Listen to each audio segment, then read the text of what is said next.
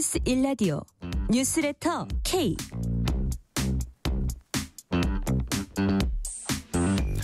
안녕하세요. 뉴스레터 K 진행하는 전종철입니다.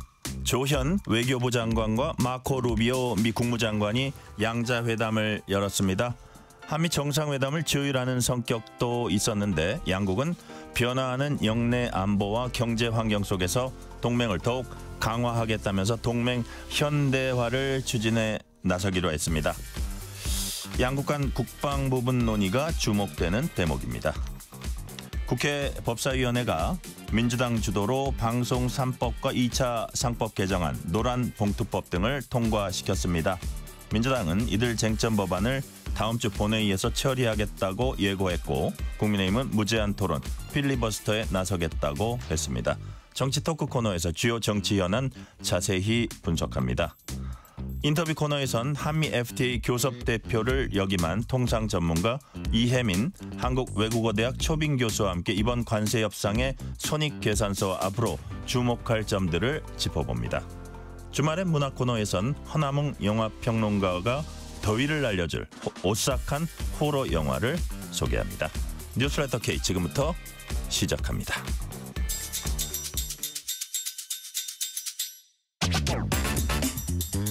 뉴스레터 K 정치 토크입니다. 조기현 민주당 법률위 부위원장, 정광재 국민의힘 대변인 나오셨습니다. 어서 오세요. 네, 안녕하세요. 안녕하세요.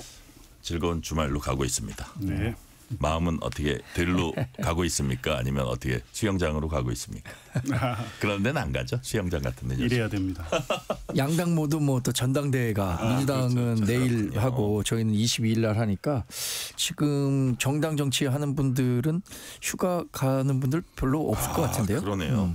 예를 들어서 내일 이제 민주당 우리가 뒷부분에 이제 좀 얘기를 나누겠지만 내일 결정이 되는군요. 그리고 국민의힘 8월 22일이니까 또 그 전에 휴가 가고 이러기도 당직자들은 쉽지 않을 것 같고. 그렇죠. 아이고 제가 괜한 질문 드렸습니다. 한미 관세 협상이 유예시한 하루 전에 전격 타결됐습니다. 상호관세 15% 낮췄고 쇠고기 쌀 시장 지켰다. 선방했다. 이런 평가도 있고 반면에 자동차 관세 15% 아쉽다. 대미 투자 비용 과다하지 않냐. 뭐 이렇게 우려도 나옵니다. 자, 관세 협상 전반적으로 어떻게 평가하시는지 우리가 앞으로 뭐 정상회담에서 최종 합의까지 가면서 어떤 점 이렇게 좀 우리가 힘을 모아야 하는지 그런 부분 좀 조기현 부위원장님부터 말씀해 주세요. 일단 우려가 많았죠. 만에 하나라도 25%를 지금 미국이 던져놨기 때문에 협상이 타결 안 될 경우에 이 대외 경제 환경의 불확실성이 너무 커지니까요. 네. 그리고 또 합의 막판에 또 막 여러 가지 난항이 있어서 이게 제대로 될 수 있을까라는 걱정이 많았는데 일단 합의가 타결이 돼서 불확실성이 제거됐다는 것 자체가 성과이고 그 내용을 들여다봐도 네. 비슷한 뭐 국가 일본이나 EU에 비해서 내용적으로도 꽤 이 성공한 협상 타결이었다는 평가가 주로 이루어지는 것 같습니다. 일단 관세율을 15%로 낮췄고요. 또 3,500억 그 대미 투자 펀드인데 그게 우리가 주도할 수 있는 조선협력을 메인으로 한다는 측면에서 보면 일방적으로 정부나 우리 기업 부담만을 떠안는 게 아니다. 우리가 이 투자를 통해서 얻게 될 이익도 분명히 반영돼 있는 것 같다는 측면에서 보면 전체적으로 꽤 잘된 협상이었다 이렇게 평가합니다. 네. 정광재 대변인님. 잘된 평가라는 것은 이제 보고 싶은 쪽에서는 그렇게 평가하겠지만 뭐 이게 성공한 협상이었느냐 아니면 실패한 협상이었느냐 이렇게 양자택일의 문제는 아니라고 생각합니다. 어쨌든 관세율이 15% 플러스 알파로 확정되는 순간 아마 이재명 대통령 국정 초반 이 동력이 굉장히 상실됐을 겁니다. 그런데 그래도 15%는 지켰다는 측면에서는 잘 됐다라고 평가할 수 있겠지만 애초에 우리가 다른 국가와 달리 한미 FTA 때문에 무관세로 있었다는 점을 고려한다면 뭐 수미양가라면 미가 70점에서 80점까지 사이잖아요. 그 정도 수준일 것 같아요. 어떤 분들은 뭐 그보다 좀 좁은 점수를 주는 분들도 있지만 근데 기업 일선에서 오늘도 기업하시는 분들 얘기 들어보니까 화장품 수출 이제 미국으로 많이 하는 분인데 15% 관세가 이제 당장 붙게 됐잖아요. 네. 그것도 굉장히 큰 부담이 되고 있다는 걸 보면 어쨌든 뭐 미국의 그 높은 협상력 때문에 어쩔 수 없는 측면은 있지만 우리 그 경제로서는 그렇게 좋을 건 없는 거죠. 다만 뭐 우리랑 많이 경쟁하는 일본이나 EU와 같은 동일한 관세율을 그래도 사수할 수 있었다는 점에서 아주 실패한 협상은 아니었겠죠. 뭐 아쉬운 부분이 있겠지만 그래도 뭐 이재명 대통령과 또는 그 협상 대표단이 그 자리에서 최선의 결과를 마련하기 위해서 노력했을 거라고 생각합니다. 네. 일단 관세 고비 넘었지만 이젠 안보의 시간으로 넘어왔다 이런 얘기들 많이 하는데요. 오늘 외교 장관 회담이 열렸고 한미 정상회담 일정 등 논의했을 걸로 보입니다. 자, 아까 제가 오프닝 멘트에서 말씀드렸지만 미국은 동맹 현대화 기조를 내세우고 있다고 합니다. 그래서 자 이제 정상회담이 열릴 때 방위비 분담금 문제, 주한 미군 역할 조정, 미군 무기 이제 뭐 구매 문제라고 하나요? 뭐 구매 문제, 뭐 플러스 전시 작전 통제권 이건 뭐 얘기가 될지 안 될지 모르지만 이건 좀 긴 호흡으로 바라봐야 될 사안이니까 그래서 여러 가지 이제 관세보다 청구서가 더 압박이 심할 수도 있다. 뭐 이런 예상도 있거든요. 조기현 부위원장님 어떻게 예상하십니까? 그 트럼프가 이미 해놓은 말이 있기 때문에 네네. 뭐 안보 관련된 또 강한 압박과 요구가 있을 것으로 예상은 되는데 이번 네. 뭐 정상회담이 그 청구서를 내미는 계기가 될 거냐 뭐 저는 그렇게 생각지는 않고요. 네. 이건 뭐 협의를 통해서 만들어가야 될 과제들이고 뭐 실무선에서 딱 어느 저기 합의를 보고 정상들이 발표를 하는. 네, 그러니까 근데 뭐 트럼프 대통령이 그 뭐 본인이 직접 그 소셜 미디어에 2주 안에 뭐 그 대통령 간 정상회담 일정을 그런 식으로 한 걸 보면 이런 의제들을 다 포함해서 뭔가를 또 딜을 하기 위한 후속 뭐 안보 관련된 이 장으로 한미 정상회담을 활용하는 것 같지는 않고 일단 통상 협상에 어쨌든 트럼프 반응을 꽤 만족하고 있기 때문에 한미 간의 경제 협력 관련된 플러스 또 안보 관련된 포괄적 협의, 동맹의 어떤 관계의 중요성을 확인하는 정도의 정상회담으로 가겠는데 일단 방위비 관련 같은 경우에도 지금 뭐 10배 이상 요구를 일단 해놓은 상태지만 그게 현실적으로 그 요구를 뭐 관찰할 거라고 보이지는 않죠. 이제 이런 얘기들이 논의 안 될 수가 없는 상황이긴 한데 미국이 뭐 꼭 한국만을 상대로 우리나라만을 상대로 해서 안보 관련된 요구를 하고 있는 것은 아니기 때문에 어떤 정부가 미국과의 외교 당국과의 협의를 통해서 좀 하나하나 풀어가야 될 과제라고 봅니다. 네. 어쨌든 또 다른 큰 고비는 남아 있다고 보시는지요, 정광재 대변인? 그렇죠. 사실 뭐 모든 협상이나 거래는 악마는 디테일에 있다 이런 얘기가 금과 옥조처럼 통할 정도로 네. 일단 15%로 합의 큰 틀은 한 거죠. 그러나 그 디테일에 어떤 어려움이 숨어 있을지. 근데 그 중에 가장 대표적으로 얘기되고 있는 것이 여튼 우리나라의 국방비 관련한 거고 또 하나는 주한미군 주는 비용이에요. 주한미군이 제가 보니까 우리가 1945년에 해방됐을 때 7만 7천 명이 왔다 그래요. 우리나라에. 근데 지금 얼마냐면 2만 8천 명이에요. 제가 군 생활을 카투사로 했는데 그때 3만 6천 명이었거든요. 네. 지속적으로 줄고 있어요. 그리고 미국이 지금 추진하고 있는 그 국방 정책의 가장 큰 점은 이제 순환 배치를 계속하겠다는 거거든요. 네네. 그런 측면에서 우리나라가 굉장히 전략적 요충지인데 트럼프의 기본 인식은 한국은 부자나라고 무임승차하고 있다는 거거든요. 안보에 있어서. 그래서 지금 10배나 높은 그 주한미군 주는 비용을 우리에게 요구하겠다라고 하고 있는데 조 의원님 얘기하신 것처럼 당장 10배 준다는 건 불가능한 일이죠. 그런데 그걸 어떻게 협상력을 잘 발휘할 것인가. 여기에는 아마 미국 그 군수물품 구입이나 이런 것들이 대안으로 또 거론이 될 텐데 관세 협상 못지않게 중요한 주한미군 주는 비용 이 협상도 남아있을 상황이죠. 근데 사실 다행인 거는 트럼프 정부 전에 미국 의회가 주한미군 비용과 관련해서 일정 정도 브레이크를 걸어놨거든요. 근데 또 트럼프는 그거 깨고 그냥 또 막무가내로 요구할 수 있을 것 같아요. 예측하기가 힘들잖아요. 그러니까요. 그게 걱정입니다. 자, 이 질문은 정광재 대변인께 이번에 먼저 드려볼게요. 지금 뭐 순환 배치, 이게 핵심 순환 배치다 말씀하셨는데 언론 보도에 따르면 정부 고위 관계자가 주한미군 역할과 성격은 여러 요인 때문에 변화가 있을 수 있다.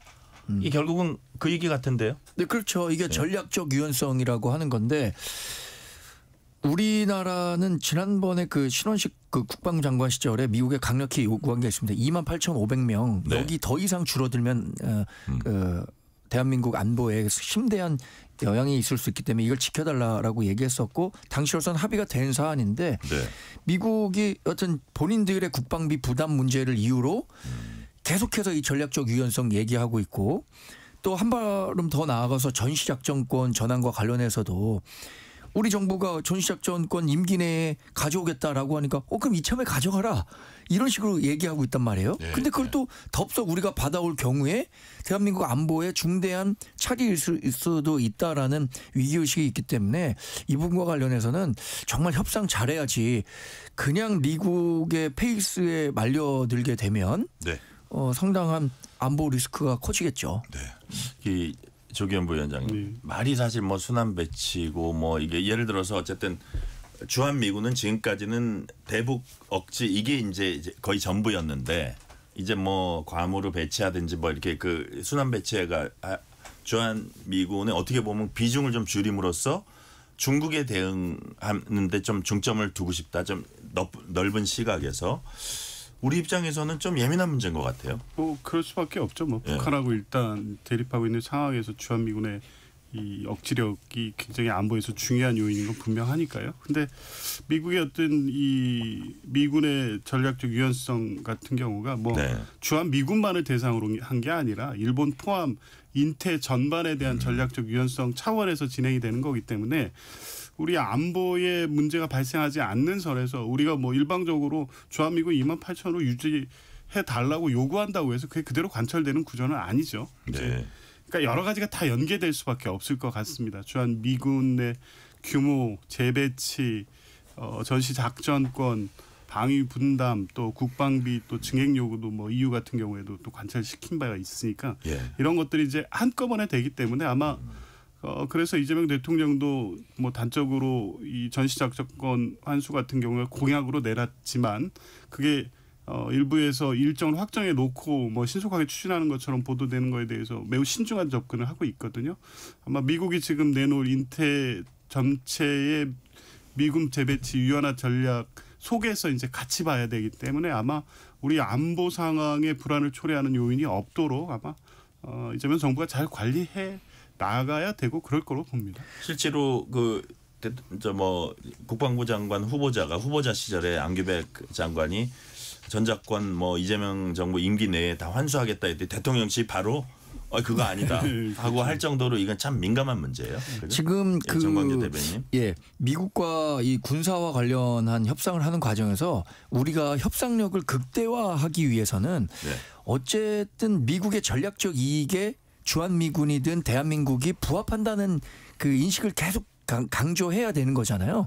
지금 미국이 갖고 있는 가장 큰 전략적 목표는 중국 억제입니다. 중국의 그 군사적 그 굴기를 어떻게 대응할 것인가. 이 과정에서 주한미군 또 대한민국이 어떤 역할을 해야 하는가. 이게 전략적 가치가 굉장히 높잖아요. 이른바 대한민국에 주둔하는 미군들에 대해서 불침 항모라고도 얘기를 할 정도잖아요. 미국에서.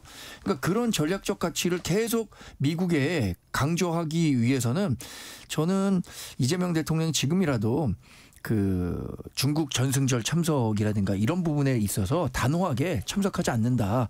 그리고 동맹의 편에 있다라는 것을 미국에 계속 신호를 줘야지. 안 그러면 미국에서 계속 좀 의심의 눈초리를 볼 수 있다는 점에서 걱정이 되는 부분입니다. 네, 루비오 장관은 조현 장관과 회담 후의 보도자료 통해서 북한의 완전한 비핵화와 국제제재 완전한 이행에 대한 확고한 의지 재확인했다고 밝혔습니다.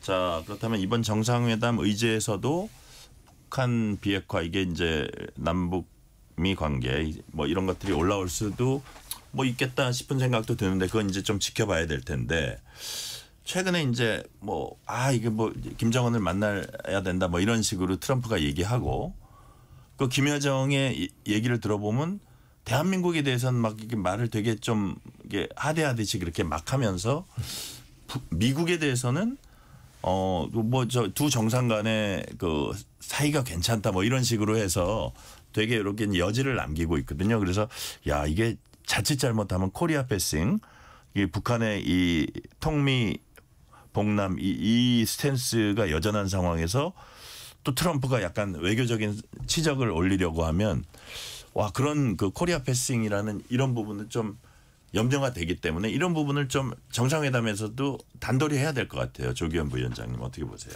그렇죠. 문재인 정부 때도 이제 그 6차 핵실험 이후에 남북미 관계가 최악의 상황으로 치닫고 있었을 때 예. 이제 활로를 뭐 우리가 먼저 뚫었고 트럼프도 설득을 했고 그래서 뭐 이 김정은과 문재인 대통령의 정상회담이 연이어서 열렸고 트럼프와 북미 회담이 최초로 열리기도 했죠. 완전히 대화 국면이 조성이 돼서 상당한 진척이 있었죠. 비핵화 네. 관련된 협의도 그렇고 이제 물론 미국 그 매파가 득세하면서 결국 하노이 노딜로 다시 악화되긴 했지만 이번 국면 역시 이제 저는 그렇게 풀어갈 것으로 봅니다. 이재명 정부도 뭐 북한은 늘 이런 식으로 한국은 원래 대화 상대가 아닌 것으로 간주하고 미국과의 대화를 계속 요구해 왔고 이번에 김여정 부부장의 담화 역시 그 대화를 염두에 둔 이 성명이었죠. 뭐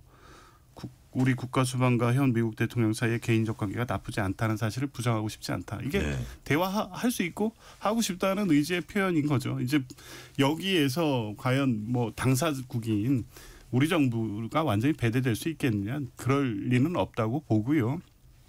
결국에 이제 비핵화 문제도 다 미국과 북한이 주 뭐 대화 파트너로 서로 본다고 하더라도 네. 한국 정부를 빼고 대화할 수는 없을 겁니다. 근데 북한은 어쨌든 근데 우리 비핵화 원칙을 미국과 한국이 천명하더라도 뭐 계속해서 핵 보유국 지위 인정이라든가 그래서 비핵화가 아니라 핵 군축 협상 쪽으로 끌고 가려고 할 텐데 이 역시도 한국이 당사국이 될 수밖에 없기 때문에 아마 트럼프 대통령도 2017년의 상황을 충분히 인지하고 있고 그러면서 북미 관계를 풀어갔던 이 경험을 또 분명히 본인이 알고 있기 때문에 우리 정부를 빼고 북미 간의 직접 접촉을 통해서 이 사안을 해결하려고 하지는 않을 거다 그렇게 봅니다. 네.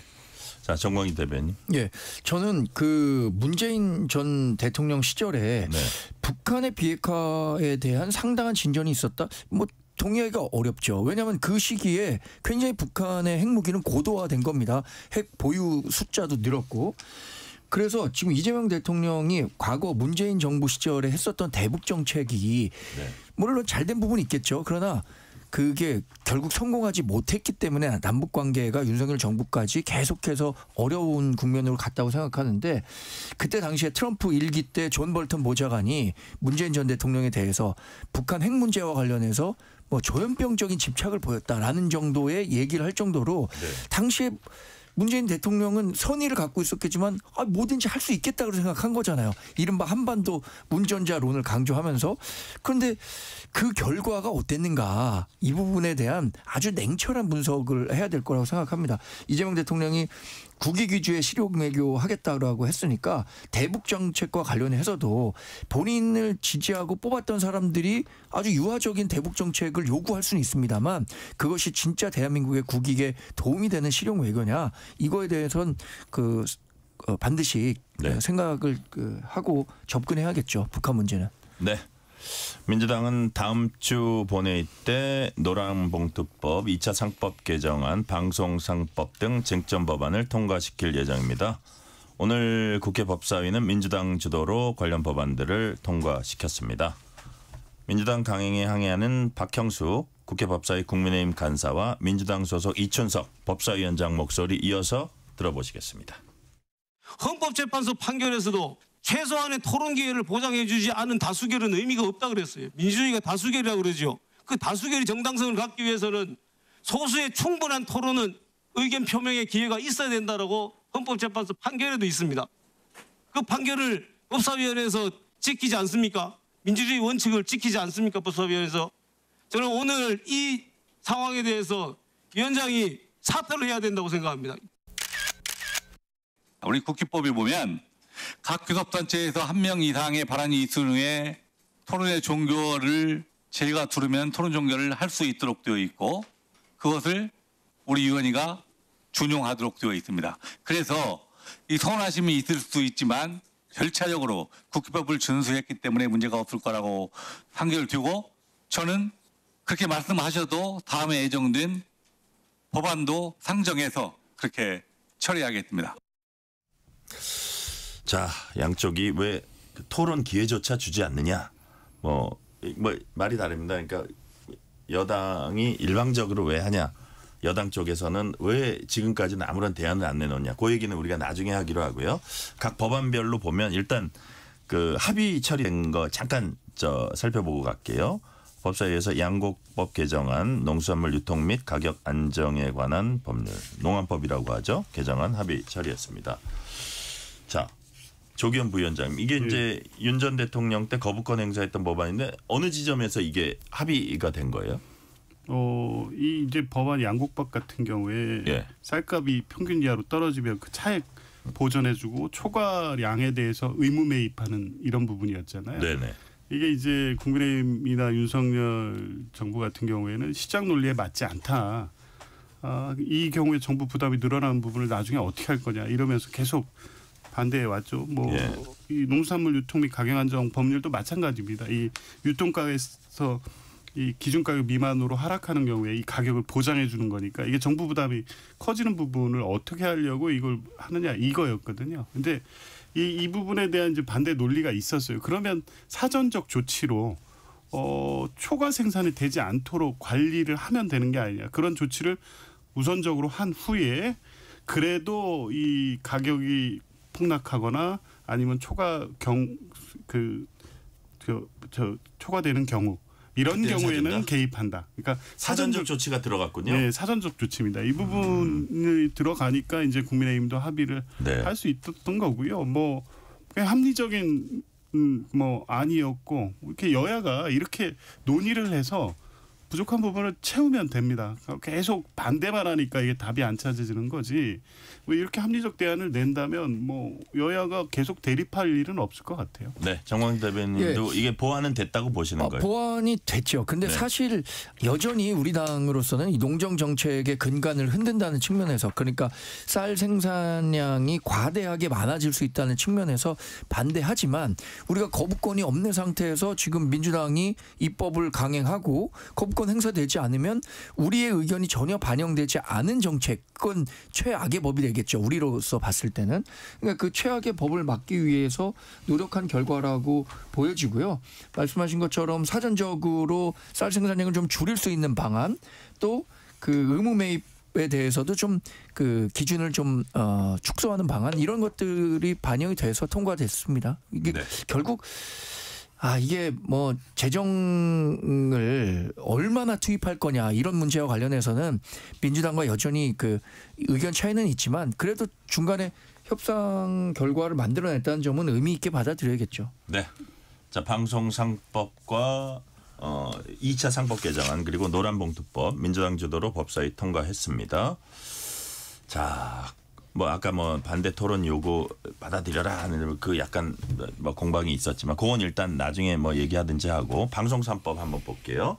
이 법안 취지 보면 공영방송 이사진 추천을 확대한다. 정치권으로 국한하지 않는다. 이사 수도 늘리지만 시민사회단체나 학계로 다양화한다. 그렇다면 어떤 정권이나 정치권의 어떤 영향을 덜 받지 않겠느냐. 이런 이제 취지입니다. 반면에 뭐 이제 야권에서 이제 반대하는 논리, 방송계 일각에서 반대하는 논리 이런 거는 이사진을 빠른 시일 내에 바꿔서 경영진을 빠른 시일 내에 교체하기 위한 조치다. 요 자체로는 그리고 중장기적으로는 좀 약간 민주노총이 유리한 방송 생태계를 조성해서 아주 그 긴 방송 장악을 시도한다. 뭐 이런 지적이거든요. 그래서 자, 조기현 부위원장님 이게 어떻게 보면 좀 민감한 부분이잖아요. 방송이라는 게 뭐 정권 바뀔 때마다 너희가 장악했니 우리가 장악당했니 뭐 이런 오랜 시절 우리가 이거 봐왔는데 조금 어떤 사회적 논의랄까 이런 게 할 만큼 했다고 보시는 건가요? 그런 게 있었나요? 이 방송법 이 개정안 이 지금 오늘 이 법사위 통과된 개정안이 어제 오늘 나온 법이 아니잖아요. 계속 이 비슷한 취지의 법률이 제안되고 있었는데 오히려 이제 문재인 정부 때는 민주당이 만들어 놓고 왜 추진 안 하느냐. 방송 장악하려고 한 게 아니냐라고 국민의힘이 비판했었죠. 그러니까 지금 이게 뭐 방송 장악법이다, 민주노총법이다 뭐 이렇게 얘기를 하는데 이 정권이 방송을 장악해서 실제 영향을 미치려고 하면 이 법을 지금 그대로 두면 됩니다.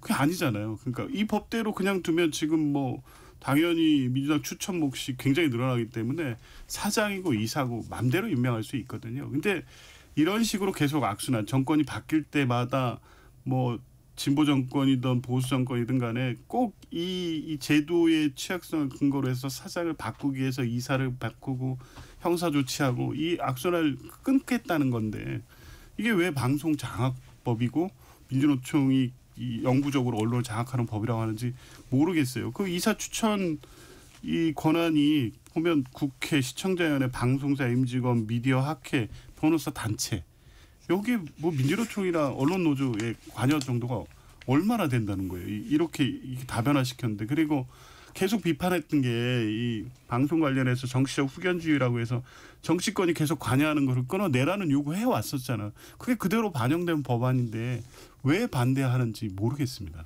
네, 정광재 대변인님. 근데 그 미디어 환경과 관련한 이해가 좀 있어야 될 것 같은데 지금 이사 추천을 할 수 있는 단체로 언론 노조나 언론 학회 또 변호사 단체 이렇게 얘기를 했는데 지금 언론 환경 전체를 보면 언론 노조는 아까 말씀하신 것처럼 민주노총의 영향력 아래에 있다고 보는 거예요. 그리고 이런 사람들이 이 사진에 많이 들어올수록 오히려 정치적 편향성은 더 커질 수밖에 없는데 우리 당이 주장하고 있는 것은 지금 이렇게 그 급조해서 만들 게 아니다. 그러니까 충분한 수기를 통해서 최선의 방법을 찾아내자는 거죠. 사실 진보 진영에서는 항상 모든 점을 바꾸자고 하지만 보수 진영에서 얘기하고 있는 것은 그동안 해왔던 것이 최선이다. 아니면 일부 개선 정도가 필요한 거지. 이런 얘기들을 주로 하고 있잖아요. 그래서 우리 정당은 이게 과연 순수한 의도에서 시작된 건지 아니면 민주당에 유리한 언론 환경을 만들기 위해서 시작된 건지 여기에 대한 근본적인 의문을 갖고 있고요.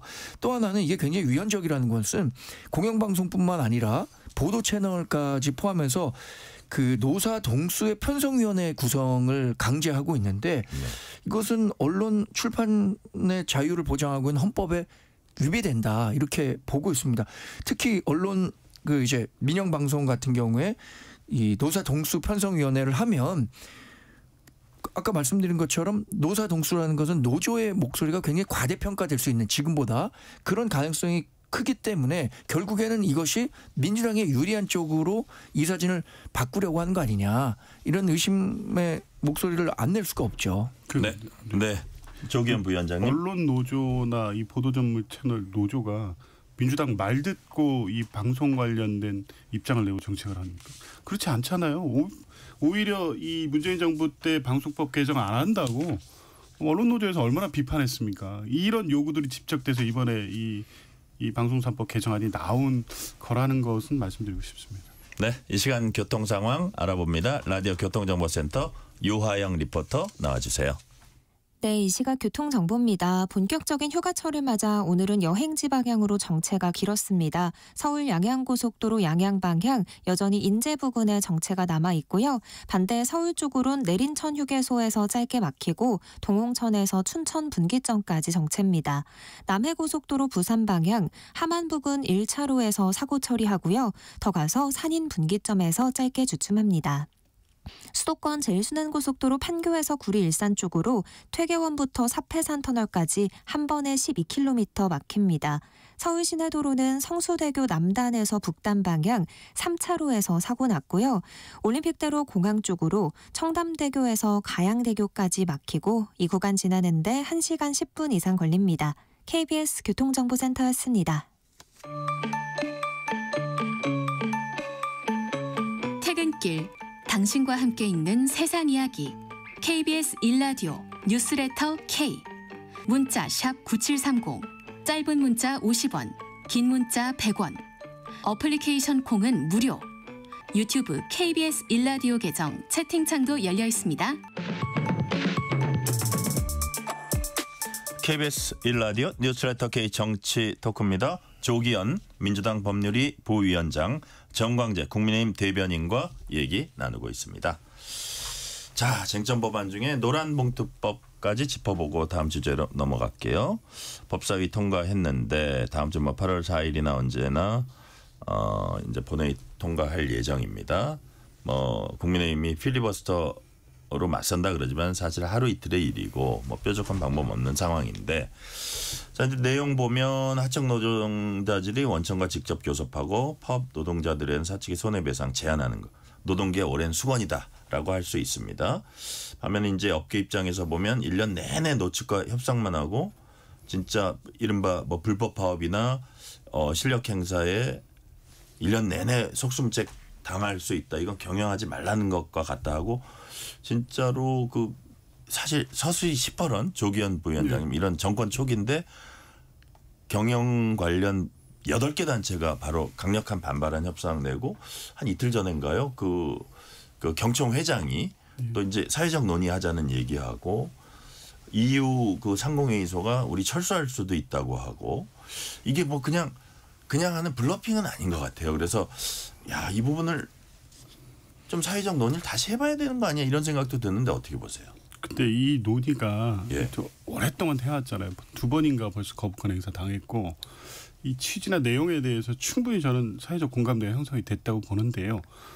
경영자는 늘 이 노조의 권한을 강화하는 법안에 대해서는 경영 부담을 이유로 반대를 하죠. 이번 같은 경우에도 EU 상공회의소 같은 경우에는 경총이 요청에 의해서 한 거니까 실제 철수하겠다는 정도의 생각을 갖고 한 발표는 아니라는 것부터 먼저 확인하고, 이게 실제 이제 제일 중요한 게 그 노조법의 사용자의 이 범위, 이 문제잖아요. 네.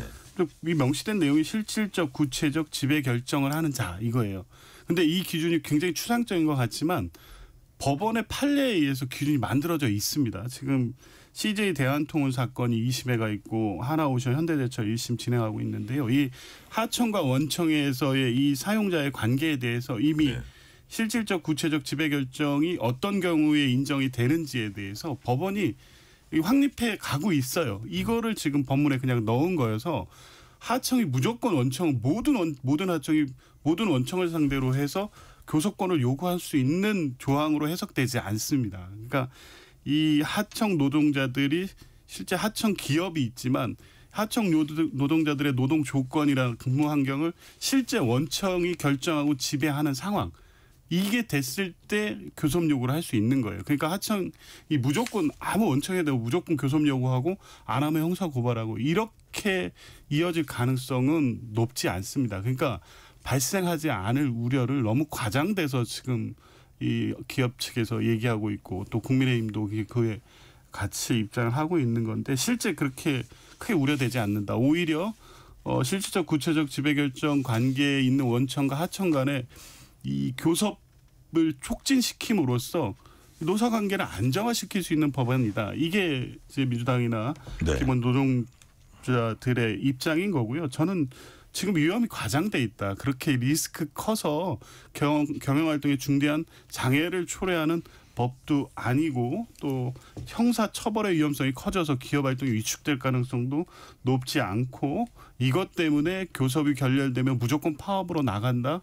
이것도 아까 말씀드린 것처럼 실제 사용자의 정의에 대해서 법원의 어떤 가이드라인이 있기 때문에 너무 발생될 위험이나 우려에 대해서 과장돼 있다. 이렇게 말씀드립니다. 자, 발생될 우려 이런 게 과장돼 있다. 또 정광재 대변인, 이런 업계 입장에서는 이제 관세 어떤 파고 여기에 지금 죽을 지경인데, 예를 들어서 노란봉투법, 상법 2차 개정, 법인세 인상, 와, 이게 진짜 비즈니스 프렌들리 맞나, 친기업 맞나 이러고 이제 볼멘 소리도 있는 것 같아요. 그렇죠. 우리 입장에서 보면 이제 이재명 대통령이 취임한 지 한 2달 좀 안 됐는데 굉장히 이제 기업 옥죄는 방향으로 가고 있는 거 아닌가라는 우려를 안 할 수가 없습니다. 이재명 대통령 후보 시절에 경제 성장을 최우선 공약으로 했어요. 1호 공약이 경제 강국 만들기였거든요.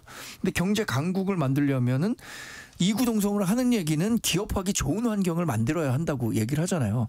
근데 지금 만들고 있는 법안은 과연 기업하기 좋은 환경을 만들기 위한 법안이냐 아니면 기업을 옥죄는 법안이냐.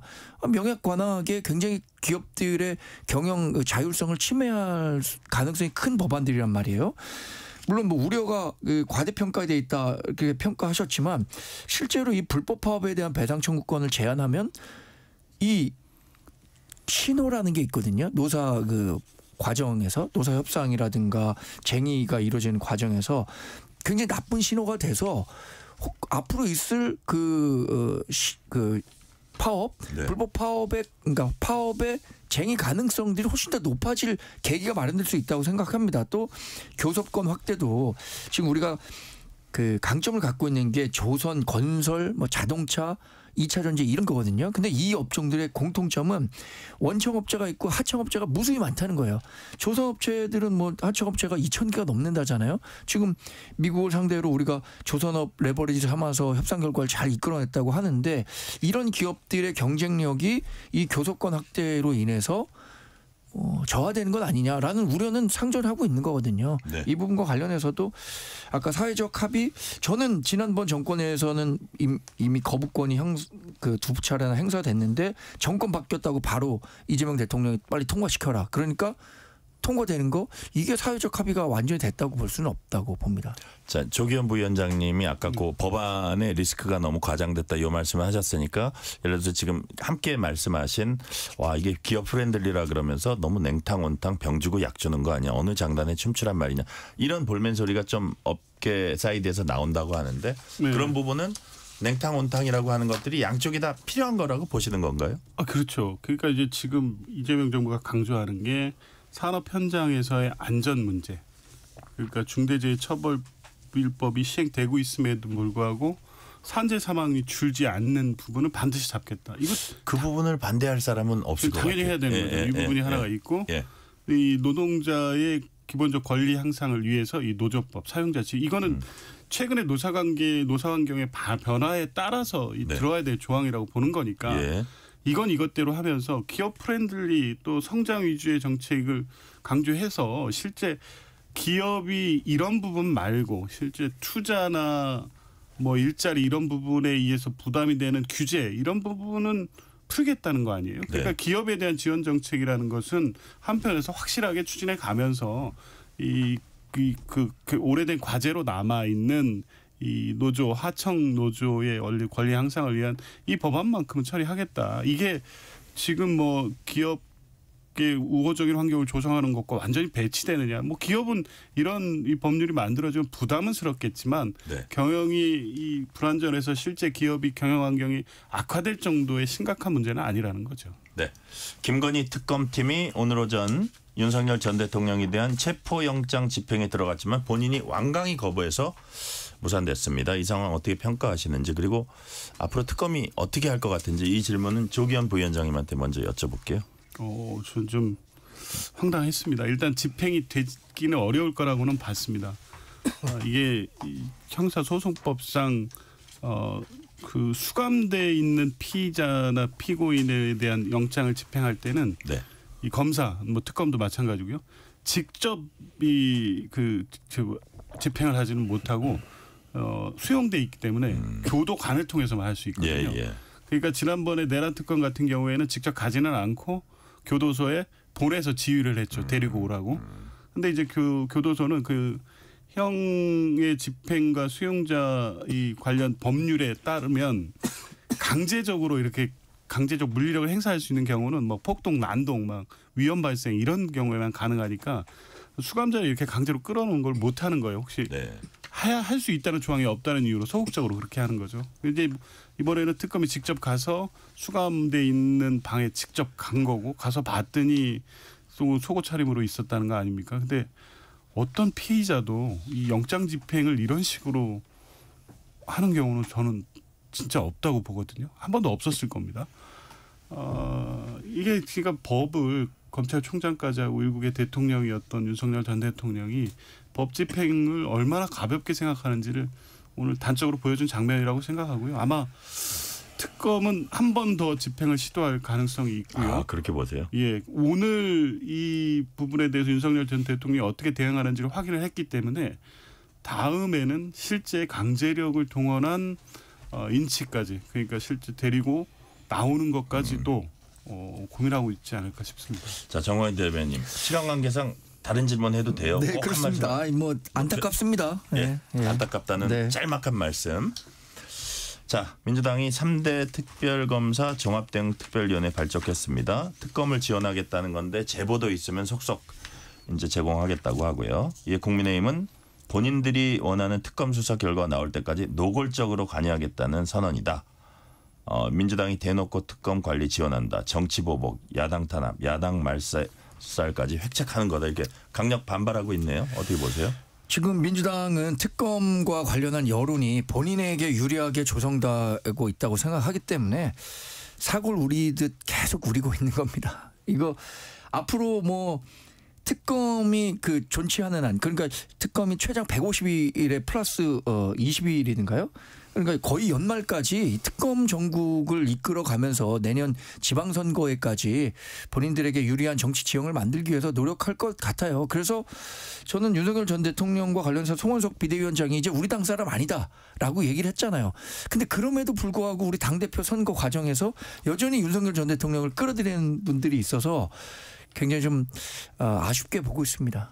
근데 조기현 부위원장님, 제가 이거 특별검사 종합대응 특별위원회 이게 보니까 의원들 관여된 사람이 46명인지 뭐 많더라고요. 그리고 이제 당 지도부라고 할 수 있는 분들이 이제 대거 나서고 하는데 뭐 제보가 있으면 이제 조용히 갖다 주면 되고 이게 하면 되는데 왜 이거를 전면에 나서서 이렇게 하면 아, 진짜로 특검 수사에 영향을 미치고 저기 같은 편이구나 이런 인상을 줄 수 있는데 이걸 왜 했을까요? 그 지금 이제 수감된 윤석열 전 대통령이 보이고 있는 태도나 이 상황이 예. 뭐 수사에 그냥 비협조적인 한 피고인 피의자의 문제가 아니라고 보여지는 거죠. 서울구치소가 특혜를 제공하고 이 부분에 안주할 수 있는 여건을 만드는 게 아니냐는 문제가 계속 있었고 이제 실제 확인해 보니 예. 접견 횟수가 과대하고 이 모든 혐의 사실을 부인하는 피의자고 피고인인데 사건 관련자들인 국민의힘 의원들과 제한 없이 계속 만나고 있었다는 겁니다. 이건 대단히 중요한 부분이에요. 이건 뭐 특검이 수사할 수 있는 영역과는 다른 차원의 문제인 겁니다. 그게 네. 서울구치소 안에서 구속기간 동안 지난 1월 구속 때도 그렇고 이번에도 그렇고 계속 그렇게 이루어지고 있었다면 이건 정치의 영역에서 서울구치소의 수감자 윤석열 전 대통령의 관리에 문제가 있다고 볼 수밖에 없는 거고 이걸 여론화 시킴으로써 바로 잡아야 될 필요성이 있는 거죠. 이게 윤석열 전 대통령이 그런 태도를 보이는 게 이런 비호 내지 제한 없는 접견이나 이런 걸 통해서 네. 더 강해지고 있다는 겁니다. 그래서 국민의힘도 이걸 뭐 특검 수사에 뭐 그거에 영향을 미치고 뭐 이러려는 하는 게 아니라 오히려 명확하게 윤석열 전 대통령이 우리 당 사람이 아니라는 송원석 원내대표 그렇게 말씀하실 거면 거부하지 말고 철저하게 수사에 협조해라. 윤석열 대통령을 비판해서 고립시켜서 이 이슈가 나오지 않게 하면 되는 것이지 여전히 왜 윤석열 전 대통령 측의 입장에서 보호하는 것처럼 입장을 취하면서 민주당을 이 문제를 가지고 비판하는 저는 이해할 수가 없습니다. 자, 요 분위기에서 바로 이제 국민의힘 당대표 경선으로 들어갑니다. 전환길 씨가 자, 사전 질의서 이른바 당대표 면접을 하겠다고 해도 뭐 과언이 아닐 정도의 이런 상황입니다. 장동혁 당대표는 유튜브에 출연했고요.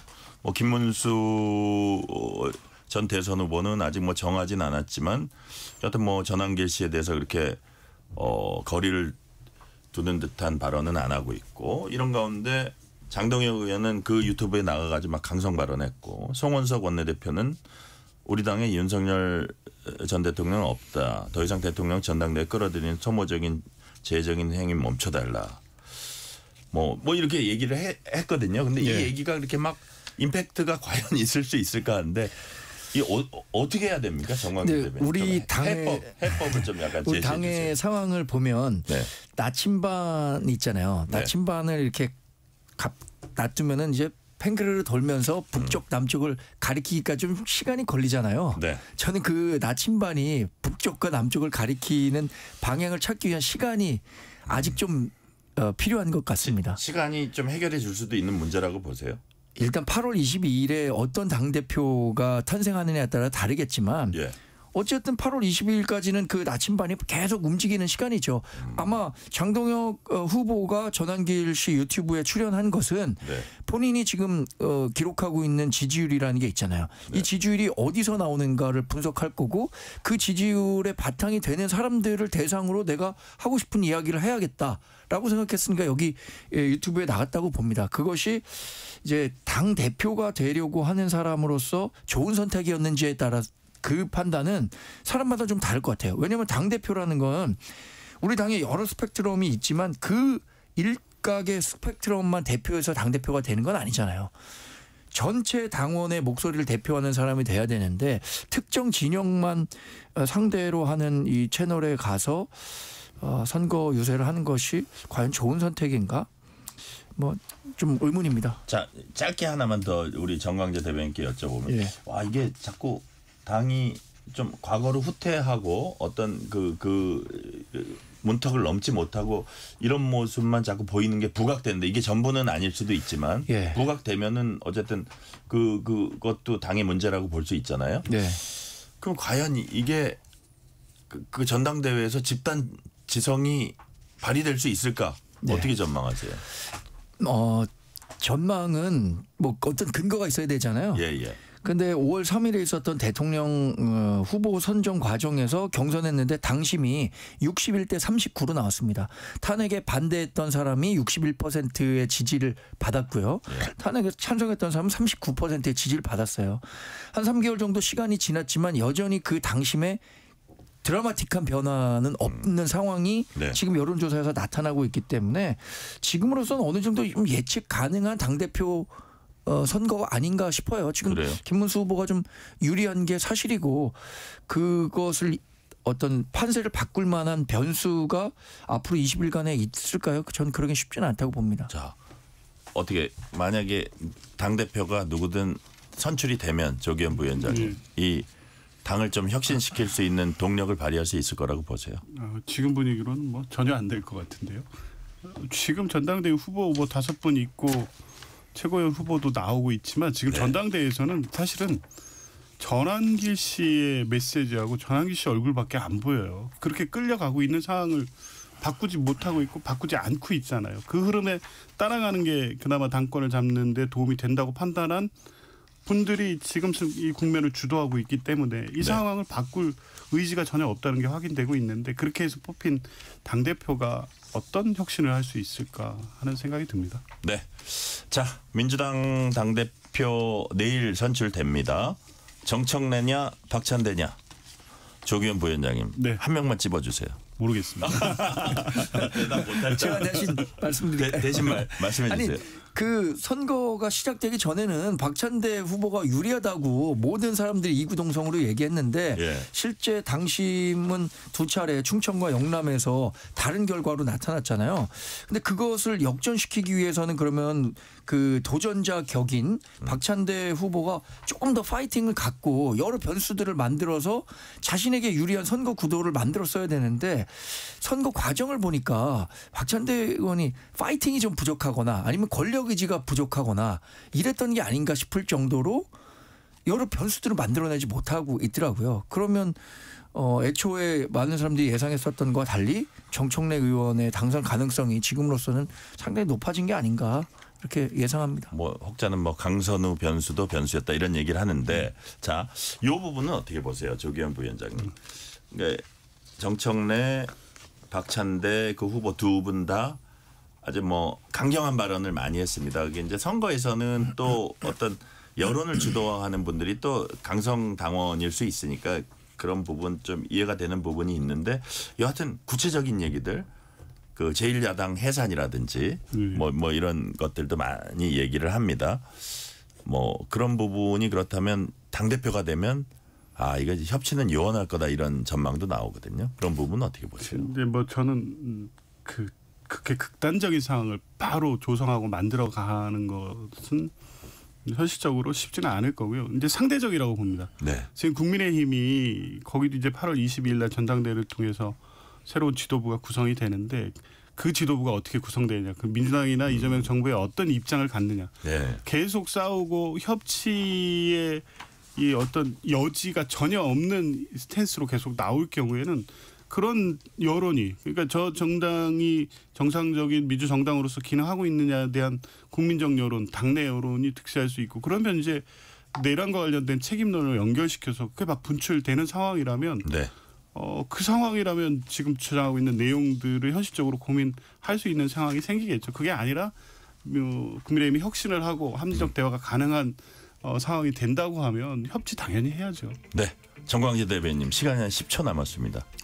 협치의 대상으로 좀 인정하고요. 실제로 말 따로 행동 따로 하지 않는 정당이 됐으면 좋겠습니다. 여기까지 말씀 듣겠습니다. 조기현 민주당 법률위 부위원장, 정광재 국민의힘 대변인이었습니다. 말씀 감사합니다. 고맙습니다. 네, 고맙습니다. 뉴스레터 K 1부 마치고 2부가 이어집니다.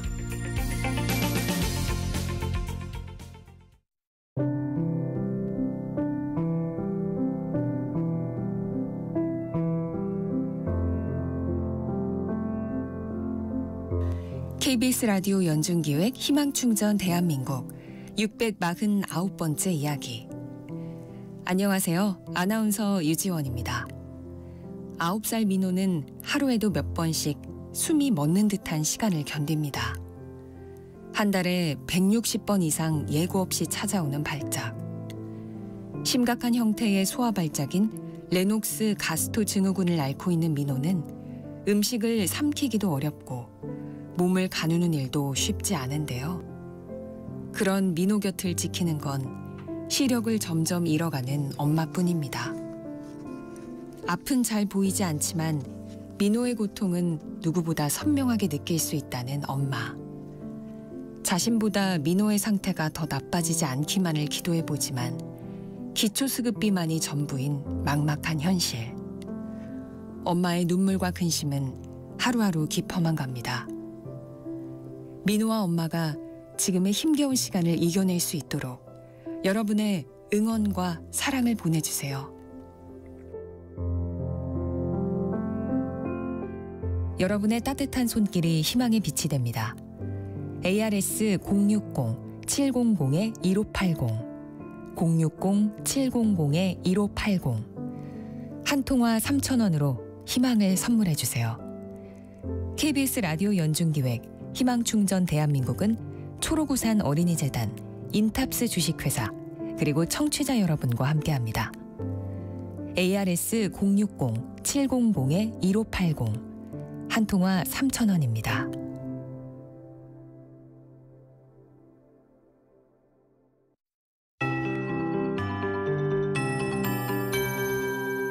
KBS 58분 날씨. 북태평양 고기압과 티베트 고기압이 이중으로 한반도의 열을 빠져나가지 못하게 하고 있습니다. 누적된 열을 가둬두고 있는 셈인데요. 연일 폭염 경보 속에 요즘 35도 이상인 지역은 허다합니다. 고습도로 체감온도도 매우 높은데 현재 31도에서 38도 나타내고 있고요. 파주는 37.6도의 체감온도를 보이고 있습니다. 폭염과 열대야 주말 동안에도 멈추지 않고 지속되겠습니다. 온열 질환에 유의하셔야겠습니다. 강한 남동풍이 유입되면서 당분간 서해안과 남해안, 제주 해안에는 너울성 파도가 높기 때문에 휴가철 해안가 안전사고에 유의하셔야겠습니다. 오늘 전국이 대체로 맑은 가운데 오후까지 강원 북부 산지에 소나기가 약하게 내리겠습니다. 5mm 안팎의 강우량 나와 있고요. 내일 가끔 구름 많이 끼면서 내일 오후에도 소나기 예보되어 있습니다. 전국적으로 주로 동쪽 지역에 5에서 40mm의 소나기가 예보되어 있는데요. 천둥, 번개, 돌풍 주의하셔야겠습니다. 내일도 오늘 못지않게 덥겠습니다. 내일 서울의 아침 최저기온 28도, 낮 최고기온 36도가 되겠습니다. 오늘 밤부터 내일 아침 사이 남부 내륙을 중심으로 안개가 짙겠습니다. 이 점도 주의해 주시기 바랍니다. 지금 서울의 기온은 33.1도입니다. 강혜종입니다.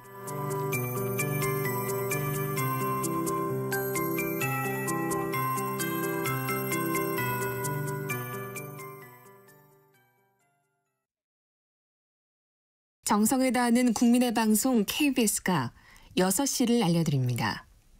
AM 711kHz, FM 97.3MHz KBS 1라디오입니다. HLKA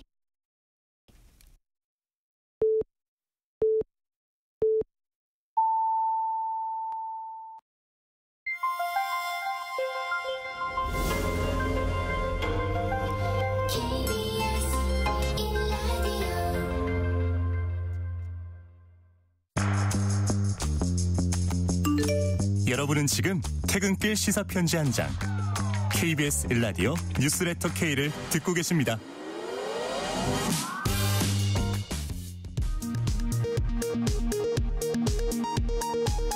이 시각 라디오 정보센터 뉴스입니다.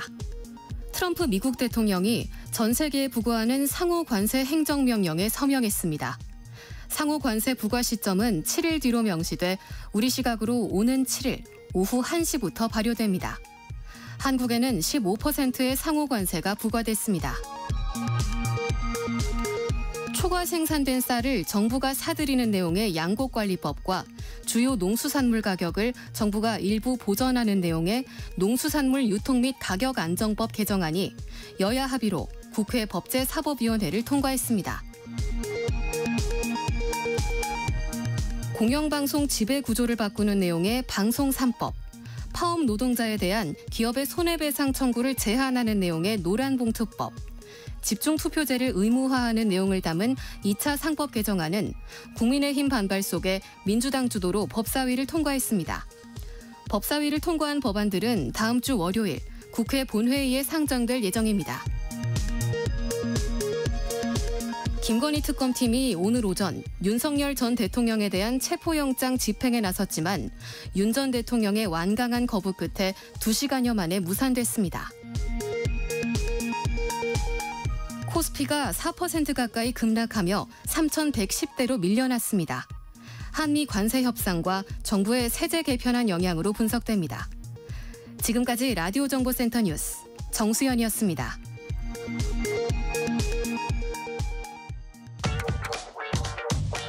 뉴스의 진수를 보여주는 인터뷰. 뉴 진수. 한미 관세 협상 마감 시한 하루 앞두고 어제 타결됐습니다. 일단 나름 선방했다는 평가와 아쉽다는 평가가 함께 나오는 가운데 이번 한미 합의가 우리 경제에 미칠 영향에 관심이 쏠리고 있습니다. 오늘은 외교통상부 FTA 교섭 대표를 했고 한미 FTA 기획단장을 했던 통상 전문가 이혜민 한국외국어대학 초빙 교수와 함께 이번 합의의 손익계산서 따져보고 앞으로 어떤 부분에 우리가 주목해야 하는지 자세히 짚어보겠습니다. 이혜민 교수님 어서 오세요. 안녕하십니까. 교수님이라고 해야 될지 대사님이라고 해야 될지 프랑스 대사, 필리핀 대사 하셨더라고요. 자, 여하튼 막 나오는 대로 말씀드리겠습니다. 우리가 한 번 해병은 영원한 해병이 있듯이 한 번 대사님은 영원한 대사님이십니다. 자, 과거 한미 FTA 협상 진도 지휘하셨던 통상 전문가입니다. 한미 통상 협상 실제 해보신 입장에서 이번 트럼프와 맞닥뜨린 이번 우리 정부의 관세 협상 지켜보면서 어떤 생각 드셨어요? 우리 교섭 대표단들이 정말 힘들겠다 하는 생각을 했습니다. 특히 네. 이제 협상을 할 때 이번 협상의 경우는 특히 그렇지만은 협상을 깨는 옵션은 없거든요. 네. 타결을 해야 되는 그런 상황이고 또 이 WTO 협정 등 이렇게 규범에 기초한 논리를 네. 한국으로서는 제시를 해야 되는데 네네. 지금 규범 논리가 전혀 작동을 안 하거든요. 네네. 그러니까 아주 어려웠을 겁니다. 와, 뭔가 만들어야 되고 깨는 옵션은 없다. 규범 논리가 작동하지 않았다. 이게 이제 트럼프식 그 상대방과의 어떤 협상의 특징이네요. 규범 논리가 작동하지 않는다는 아주 중요한 말씀해 주셨고요. 자, 상호 관세 15%, 자동차 관세 15%, 3,500달러 대미 투자, LNG 등 에너지 구매 1,000억 달러, 쇠고기 쌀 추가 개방 없다.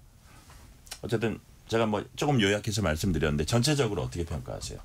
근데 사실 이제 평가를 정확하게 하려면 전체적인 네네. 협상 내용이 나와야 되거든요. 네네. 그걸 봐야 정확한 평가가 가능하기 때문에 사실 조심스럽습니다. 근데 이제 이때까지 알려진 결과로만 볼 때는 일본 EU와 거의 비슷한 수준으로 타결된 것으로 보이니까 일단 선방을 한 것으로는 보입니다. 하지만 네네. 많은 분들이 지금 이야기를 하지만 네. 악마는 디테일에 있고 모든 것이 합의되기 전까지는 아무것도 합의 안 됐다는 그런 것에 비추어 볼 때 이게 과연 낙관만을 할 수 있느냐 하는 그런 의견을 갖고 있습니다.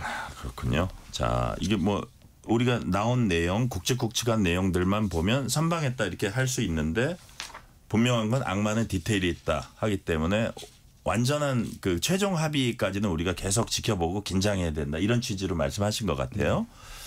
자, 협상이라는 게 이제 주고 받는 거다 보니까 뭐 잃는 게 있으면 얻는 게 있으면 잃는 게 있고 그런데 품목별, 산업별 뭐 지금 아주 그 세분화돼서 나와 있지는 않지만 지금 나와 있는 어떤 팩트만 가지고 그게 이제 일단 사실이라고 봤을 때 전체적인 합의안의 구도는 뭐 어떻게 지금 보고 계십니까? 지금 앵커님께서 바로 전에 네. 설명을 하신 것처럼 네. 우리는 상호 관세와 자동차 품목별 관세를 낮추고 네네. 그 대신 우리는 대미 투자 네. 그다음에 미국 에너지 구입 이런 것으로 합의를 한 것이죠. 네. 근데 사실 이게 협상은 주고받아야 되는데 이번에 미국은 줄 게 없는 거거든요. 그냥 있던 걸 올려놓고 그걸 네. 낮추겠다고 한 거기 때문에 그래서 처음에 제가 이게 상당히 어려운 협상이다라는 말씀을 드린 겁니다. 그러니까요. 뭐 이게 논리적인 근거나 뭐 어쨌든 수치적인 근거나 이거보다는 25% 진짜 이거야. 우리가 그동안 손해 너무 봤어. 이거야. 이렇게 해놓고 시작을 하니까 참 어려운 협상이긴 했을 것 같아요. 자, 일단 뭐 상호 관세는 25% 먼저 막 일방적으로 정해놨다 15% 맞춘 거 아마 우리 정부 입장에서는 일본하고 EU가 상호 관세 15%인데 우리가 그거보다 뭐 나쁘면은 그거는 용납할 수 없었을 거예요. 그래서 다른 부분이 희생되는 한이 있더라도 그거는 아마 했을 거라는 저 같아도 그랬을 거라는 생각이 드는데 자 우리가 그 자동차 있잖아요. 자동차 사실상 무관세 혜택 누려왔고 그동안 뭐 다른 품목들에서 한미 FTA에서 그 좀 뭐 소외도 또 남다르실 것 같은데 무관세를 누려왔는데 자동차 같은 경우는 2.5%에서 이제 유럽이나 일본은 2.5%에서 15%가 되고 우리는 그냥 무관세 하다가 15%가 되고 이거는 상당히 좀 박탈감이 있는 것 같아요. 그리고 가격 경쟁력도 좀 차질이 있을 것 같거든요. 이 부분 어떻게 보세요? 그렇죠. 저희가 이제 한미 FTA 2012년 3월 15일 발효한 이후로 네. 저희가 자동차 관세를 떨어뜨려서 그 0%까지 가서 네. 그 가격 경쟁력 측면에서 2.5%라는 가격 경쟁력이 EU나 일본에 대해서 있었는데 이번에 이게 없어졌기 때문에 네네. 우리로서는 상당히 아픈 부분이죠. 아픈 부분이고. 네. 근데 이제 우리가 12.5%까지 떨어뜨리려고 그랬으면 네. 아마 더 많은 걸 내줘야 됐을 겁니다. 그래서 하다못해 쇠고기나 쌀 중에서라도 하나를 주든지 뭐 예컨대 예. 저는 쇠고기 쌀은 그렇게 중요한 이슈는 아니라고 생각합니다. 그래요? 국내적으로는 민감하지만 정치적으로 민감하지만 미국의 상업적 이익으로 볼 때 그렇게 그게 컸을까 하는 생각을 합니다. 근데 이제 저희가 이제 뭐 항상 농산물 협상을 해보면 특히 쌀, 쇠고기는 굉장히 민감합니다. 네. 굉장히 정치적으로 민감하고 사실 제일 중요한 품목이었고 우루과이 라운드 협상을 해서 95년도에 WTO 출범을 할 때도 저희가 쌀 지켰죠. 네. 쇠고기도 지켰어요. 그 외에는 다 풀었지만. 네. 그래서 이제 그 우선순위가 쌀, 쇠고기가 되는 거는 분명한데 이제 시간이 많이 흘렀지 않습니까? 네. 많이 흘러서. 그러니까 비중 측면에서 보면은 우리가 기존에 생각했던 것만큼 지금 그러냐 이 부분은 조금 우리한테는 그렇게 상징적인 의미가 크지만 네. 미국으로 볼 때 상업적 중요성이 그만큼 있느냐 네. 하는 측면이 있습니다. 다르다 이거죠. 네. 자 교수님 어쨌든 뭐 우리나라가 그동안 한미 FTA에 의해서 그다음 무관세 혜택을 오랫동안 누려왔는데. 이제 이로써 한미 FTA 무관세 그 혜택이라는 거, 한미 FTA라는 거는 뭐 이제 사실상 무력화됐다 이렇게 봐도 되는 겁니까? 한미 FTA는 법적으로 살아 있습니다. 아 그렇습니까? 그렇습니다. 예. 그래서 그 미국의 관세가 없이 들어오는 그 것이 한미 FTA가 유효하기 때문에 그렇고요. 네네. 그다음에 미국 시간으로 7월 31일 저녁에 발표된 그 상호 관세 변경 관련 행정명령을 보시면요. 한국이 15%, 일본 15%, EU도 15%죠. 그다음에 베트남 20% 이렇게 돼 있지 않습니까? 태국, 말레이시아, 인도네시아 19%인데요. 네. 그거는 분명히 기억을 해야 되는 것은 그것은 기존의 MFN 관세, 소위 기존의 미국이 가지고 있던 관세에 덧붙이는 겁니다. 네. 그러니까 우리는 한미 FTA로 제로 관세거든요. 거기에 네네. 10%가 붙는 겁니다. 예를 들어서 렌즈 같은 게 2%인데요. 네. 미국의 관세가. 예. 그게 일본이 수출하면 근데 일본은 다르죠. 일본은 이제 그거는 이제 좀 더 봐야 되지만 예를 들어 베트남이 수출을 하면 20%에다가 2% 위에 20%가 붙는 거고요. 예, 예. 우리는 0에서 시작해서 15%가 붙는 겁니다. 그래서 아주 뭐 크진 않지만 한미 FTA의 혜택은 남아 있는 겁니다. 자동차는 아니고요. 네. 그다음에 품목별 관세가 붙는 철강이나 알루미늄 이런 것들은 아니지만 네. 그 외에 일반적인 품목에 대해서는 한미 FTA 0 관세 위에 붙는 겁니다. 우리가 혜택 받고 있는 것도 일부 남아 있는 게 있다. 그렇습니다. 그 대표적인 게 어떤 겁니까? 그게 이제 보면 그게 이제 일본하고 EU의 경우에는 네. 조금 다릅니다. 15% 미만인 관세는 15%가 가고 기존의 15%가 넘는 관세는 15%로 이상은 안 한다. 이렇게 돼 있는데 예, 예. 우리가 이제 EU나 일본하고도 경쟁을 하지만 개도국하고도 경쟁하는 측면이 네, 있는 네. 품목들이 있거든요. 그런 게 예, 있고 예. 보면 아주 높은 고율 관세가 있는 경우는 이제 특수 운동화 같은 경우는 예, 거의 뭐 예. 20%가 넘어가고 하는 그런 게 그래요? 있습니다. 그거는 한미 FTA는 없어졌지만 다른 나라한테는 있기 때문에 그 경쟁력은 있다. 그래서 제가 오늘 발표되는 걸 보고 찾아봤어요. 몇 예. 개가 있을까 봤더니 이제 그게 정확하게 우리가 많이 얼마나 수출하는지는 안 나오는데 딱 뜨는 게 이제 렌즈 같은 거, 렌즈 같은 게 2%였고 베어링 같은 것도 있고 이러니까 이제 그런 측면에서 특히 냉장고 같은 경우도 있는데 뭐 한국에서 냉장고로 수출하지는 않지만 베트남에 수출하는 품목, 말레이시아나 이런 품목하고 겹치는 경우는 네. 우리가 FTA에 따른 그 혜택은 일부 전혀 유지가 없어진 되는 건 겁니다. 아니라 이거죠. 그렇습니다. 자, 미국은 어쨌든 기존에 누리던 거는 다 누리고 있는 거고. 그렇습니다. 예, 우리도 완전히 없어진 건 아니라는 말씀하셨고요. 아까 이제 소고기 쌀 시장 말씀하셨는데, 자, 이건 우리가 지켰다. 대통령실에서 계속 얘기하는데 트럼프 대통령은 자동차, 트럭 그리고 한국 농산물 시장 완전 개방. 이게 그냥 정치적 수사일까요? 뭐 이 속에 뭐가 숨어 있을까요? 그거는 이제 한미 FTA를 보기 때문에 그렇습니다. 한미 FTA에서는 다 풀었기 때문에 그렇고 농산물의 경우도 쌀 16개 품목을 제외하고는 다 풀었거든요. 예, 예. 관세가 이제 후지 사과 같은 거, 동양 배 같은 거는 20년이라서 일부 남아 있지만 내년 15년이 되면 다 이제 관세들은 다 없어지고 농산물에서 더 중요한 거는 검역입니다. 검역 완화 염두에 둔 건가요? 검역을 이제 협의는 해야 됩니다. 그런데 이제 트럼프 대통령이 완전히 개방됐다라고 하는 것은 그 한미 FTA에 따른 농산물 양어에 따른 것을 이야기한 것으로 생각이 됩니다. 아, 그래요? 그런데 뭐 쇠고기 쌀 지켰다고 했는데 농산물 양어라 하면 내년에 끝나는 것들 뭐 이런 것까지 감안해가지고 다 얘기한 거다? 예, 쌀은 어차피 예외가 돼 있으니까요. 한미 FTA에서 16개 품목은 예외로 돼 있고 그거는 이번에 안 건드린 거죠. 그럼 우리가 어차피 지금 말씀하신 대로 검역 부분 그래가지고 사과가 어떻게 되냐, 미국산 체리가 어떻게 되냐 이런 부분은 앞으로 좀 주목을 해봐야겠네요. 그렇습니다. 네네. 자, 성과도 있지만 청구서도 있습니다. 3,500억 달러, 우리 돈 490조 원에 이른 대미 투자 약속, LNG 등 에너지 1,000억 달러치 구매. 일단 우리 GDP 규모로 보면 일본하고 비교해서 우리 좀 너무 많이 약속한 거 아니냐 이런 지적도 나오는데 교수님 어떻게 보세요?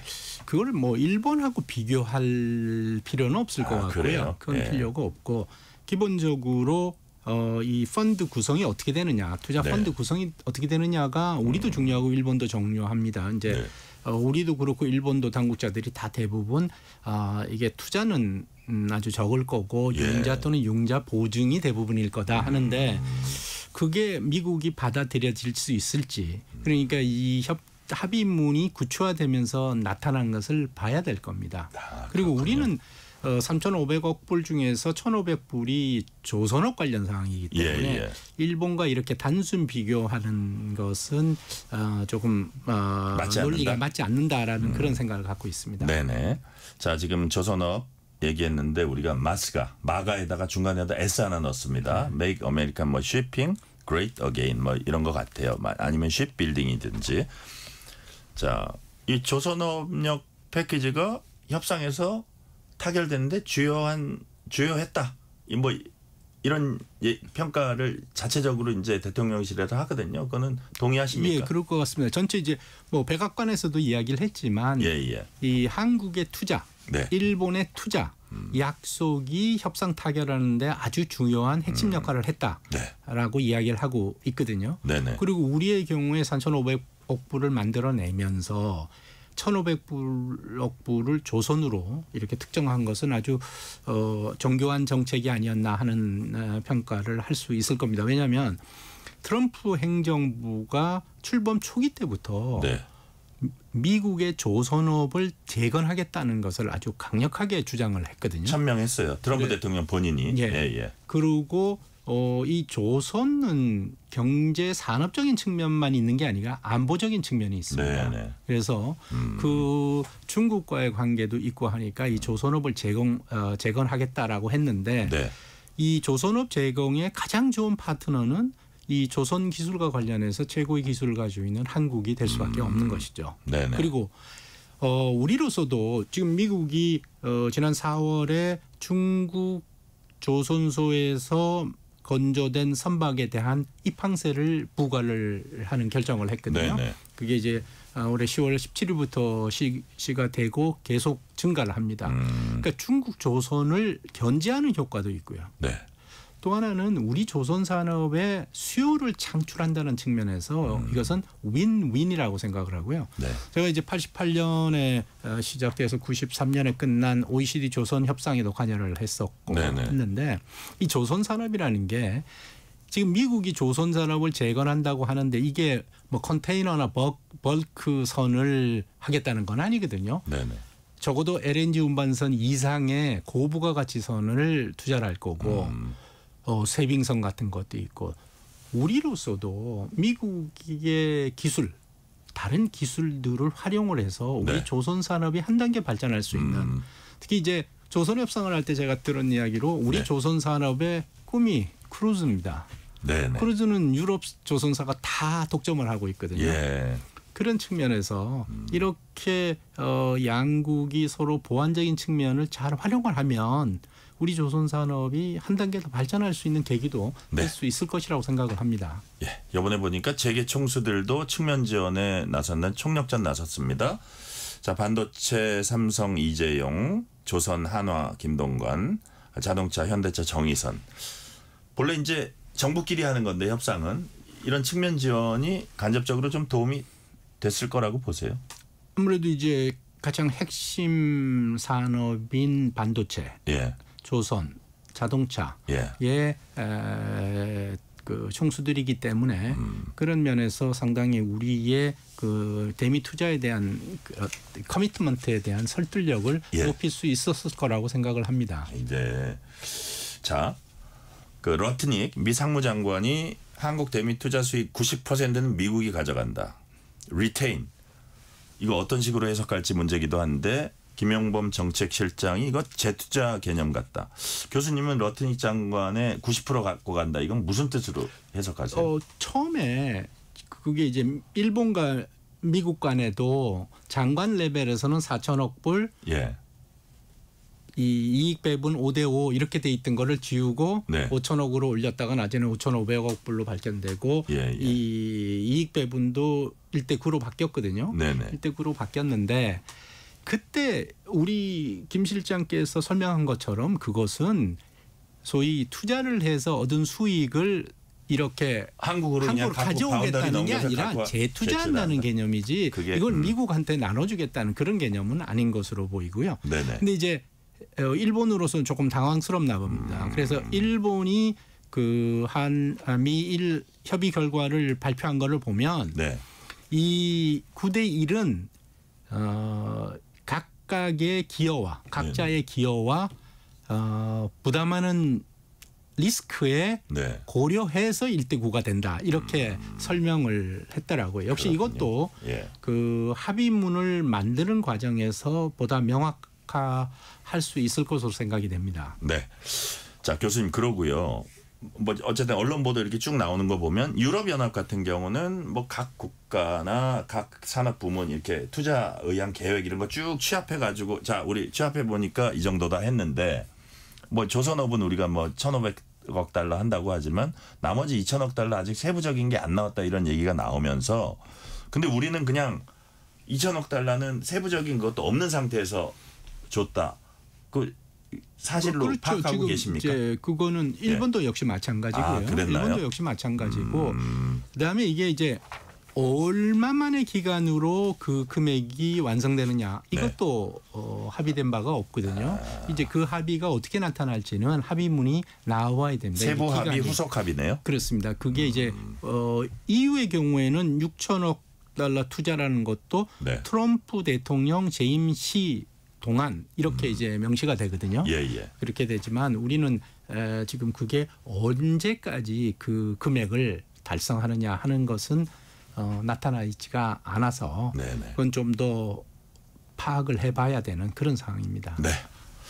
자, 한미 정상회, 한미 합의 이후 직후에 트럼프 미국 대통령이 2주 내에 한미 정상회담 뭐 열릴 거다 뭐 이런 얘기 하고요. 막 거침이 없어요. 자, 본격적인 일정 조율 절차도 시작된다는 얘기 있습니다.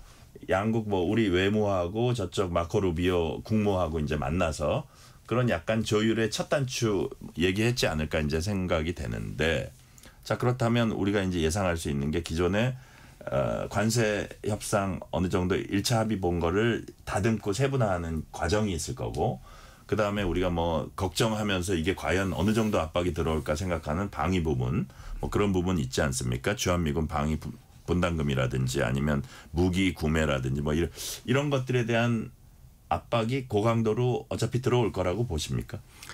그 기본적으로 우선 이 관세 협상과 관련해서도요. 1단계가 끝난 겁니다. 원칙적인 합의가 있었을 따름이고 본래는 패키지로 함께 하지 않을까 했었는데 이건 안 했잖아요. 지금 이게 지금 복잡한 게 합의 내용에 대해서 문서화된 나라가 없습니다. 지금 영국은 5월 8일 날 기본 합의가 됐고 6월 16일 날 서명을 했다고 하면서도 합의된 합의문이 공개된 바가 없습니다. 지금 문서화된 게 공개된 없습니다. 게 없네요. EU의 경우도 원래 이번 주말까지 이번 금요일까지 한다고 했는데 더 늦어집니다. 왜냐하면 1차 합의 이 합의문을 만드는 과정이 더 어렵습니다. 구체화하면 상당히 어렵습니다. 이게 그래서 이게 실질적인 제2차 협상입니다. 그러니까 이게 어떻게 보면 우리가 합의하는데 잠정 합의고 최종 합의까지는 기본 합의입니다. 그러니까 1차 기본 합의. 그다음에 합의문이 나와야 완성이 되는 거죠.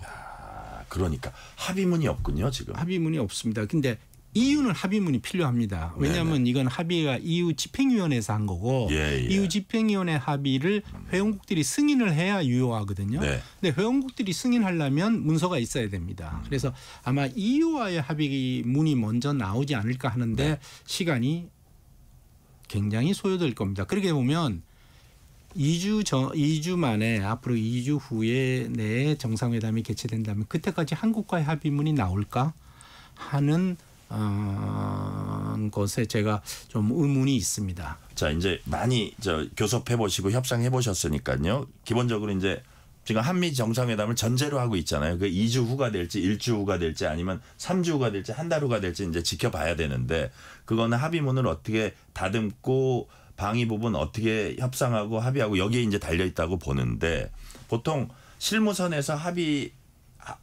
계속 협상을 해가지고 합의하고 그거를 이제 양쪽 그 정상회담에서 이렇게 공표하는 그런 수순을 밟게 됩니까?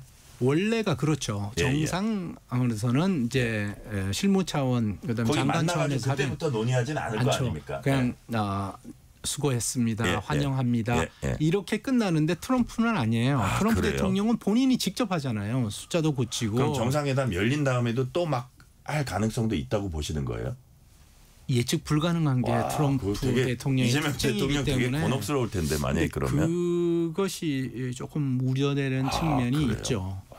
그것이 만약에 예를 들어서 우리가 상식적으로는 실무선에서 다 해놓고 그래 양쪽 대통령이 그걸 미리 보고 이거 좋네 하면은 만나서 자 이겁니다 발표하는 게 우리 상식인데 과연 또 이거를 우리 상식을 뒤엎을까 이런 가능성도 배제하지 못한다고 하셨다면 만약에 같은 논리로 예를 들어서 지금 뭐 우리 어느 정도는 합의문을 쓰는데 갑자기 트럼프가 한국 안 되겠다 지금 우리 기존에 그냥 25% 다시 갑시다. 뭐 모르겠습니다. 뭐 모든 가능성은 열려 있는 거 아닙니까? 지금 보면 한국, 일본, EU 똑같지만 자동차 관세, 풍모별 관세가 15%로 떨어뜨리고 합의했지 않습니까? 네네. EU도 그렇고 일본도 그렇고 우리는 이제 마지막 날 타결을 해서 그렇지만 이게 8월 1일부터 적용될 거라는 기대가 있었던 것은 사실입니다. 그런데 지금 7월 31일 날 이제 미국 현지 시간으로 발표한 거 보면 거기에 대한 내용은 전혀 없습니다.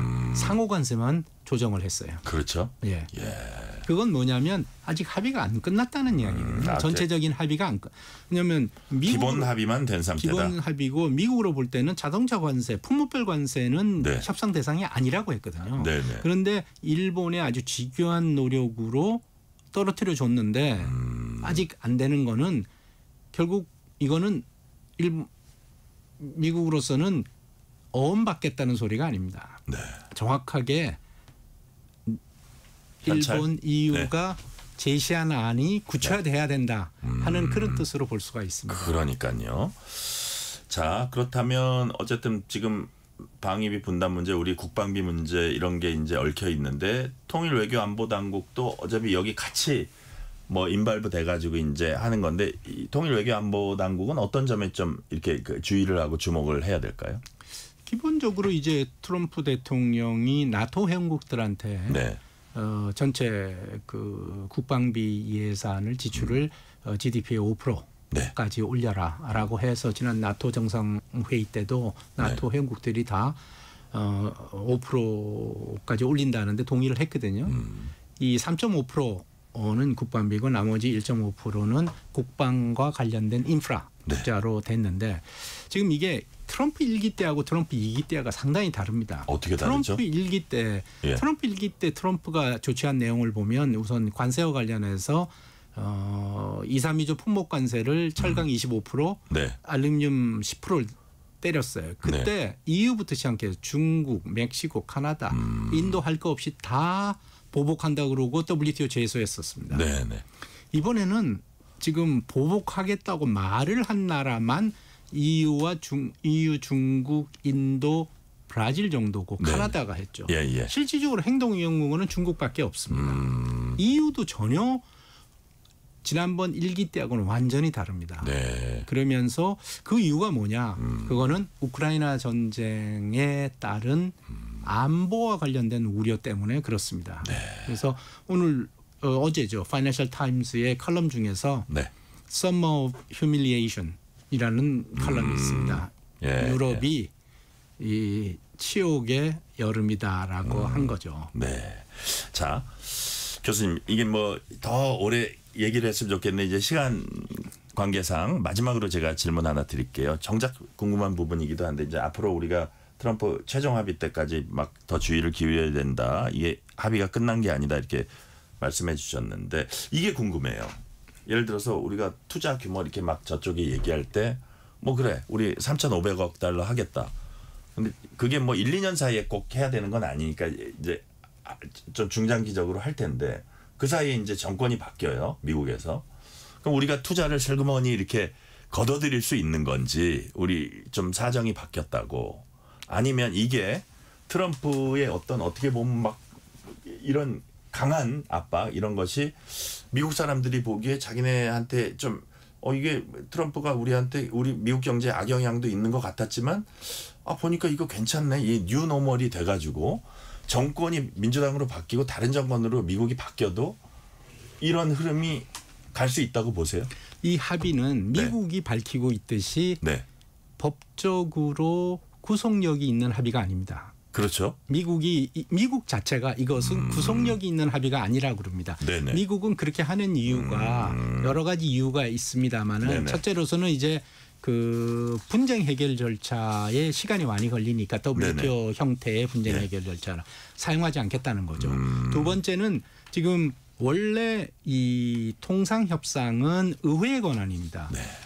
행정부가 위임을 받아서 협상을 해야 되는데 의회가 위임한 적이 없어요. 그래서 미국 헌법, 국내법 위반 문제가 대두될 수가 있습니다. 지금 이제 항소심이 진행되고 있지만 그렇게 되면 이게 위임 안 받고 협상을 했기 때문에 바인딩으로 그러니까 구속력이 있는 합의가 되면 의회 승인을 받아야 되거든요. 그런 측면이 있어서 협정은 지금 구속력이 없는 합의입니다. 그렇군요. 자, 오늘 말씀은 여기까지 듣겠습니다. 지금까지 외교통상부 FTA 교섭 대표 그리고 한미 FTA 기획단장을 역임했던 이혜민 한국외국어대학 초빙 교수였습니다. 교수님 말씀 감사합니다. 감사합니다. 편지 왔습니다.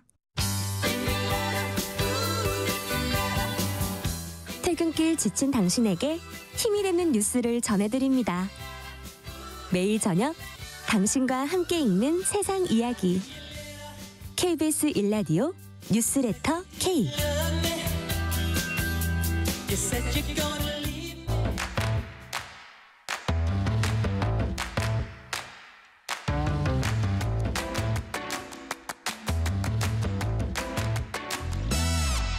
오늘 가장 뜨거운 뉴스, 화제 소식 쏙쏙 골라서 전해드립니다. 뉴스레터 브리핑. 오늘은 국민일보 김윤아 기자 나오셨습니다. 김윤아 기자님 어서 오세요. 네, 안녕하세요. 폭염이 지속되면서 식중독 발생 위험 커지고 있습니다.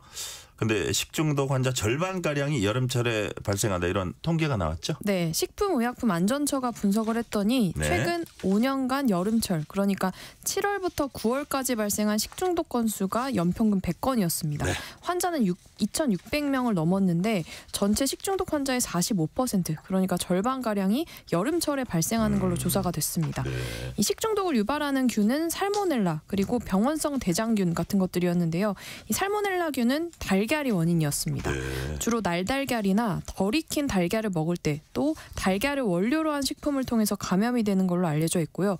병원성 대장균은 가열하지 않고 그대로 먹는 생채소 아니면 덜 익힌 고기류 이런 것들을 통해서 감염되는 경우가 많았습니다. 식중독균이 좋아하는 온도는 32도에서 43도인데요. 이 온도에서 빠르게 증식을 합니다. 특히 여름에는 온도만 높은 게 아니라 습도도 높기 때문에 살모넬라나 병원성 대장균 이런 바이러스가 빠른 속도로 증식을 하게 된다는 겁니다. 네. 그렇다면 이 식중독 예방하기 위해서는 어떤 점을 주의해야 합니까? 네, 아무래도 먹거리 위생 상태에 신경 쓰는 게 가장 중요한데요.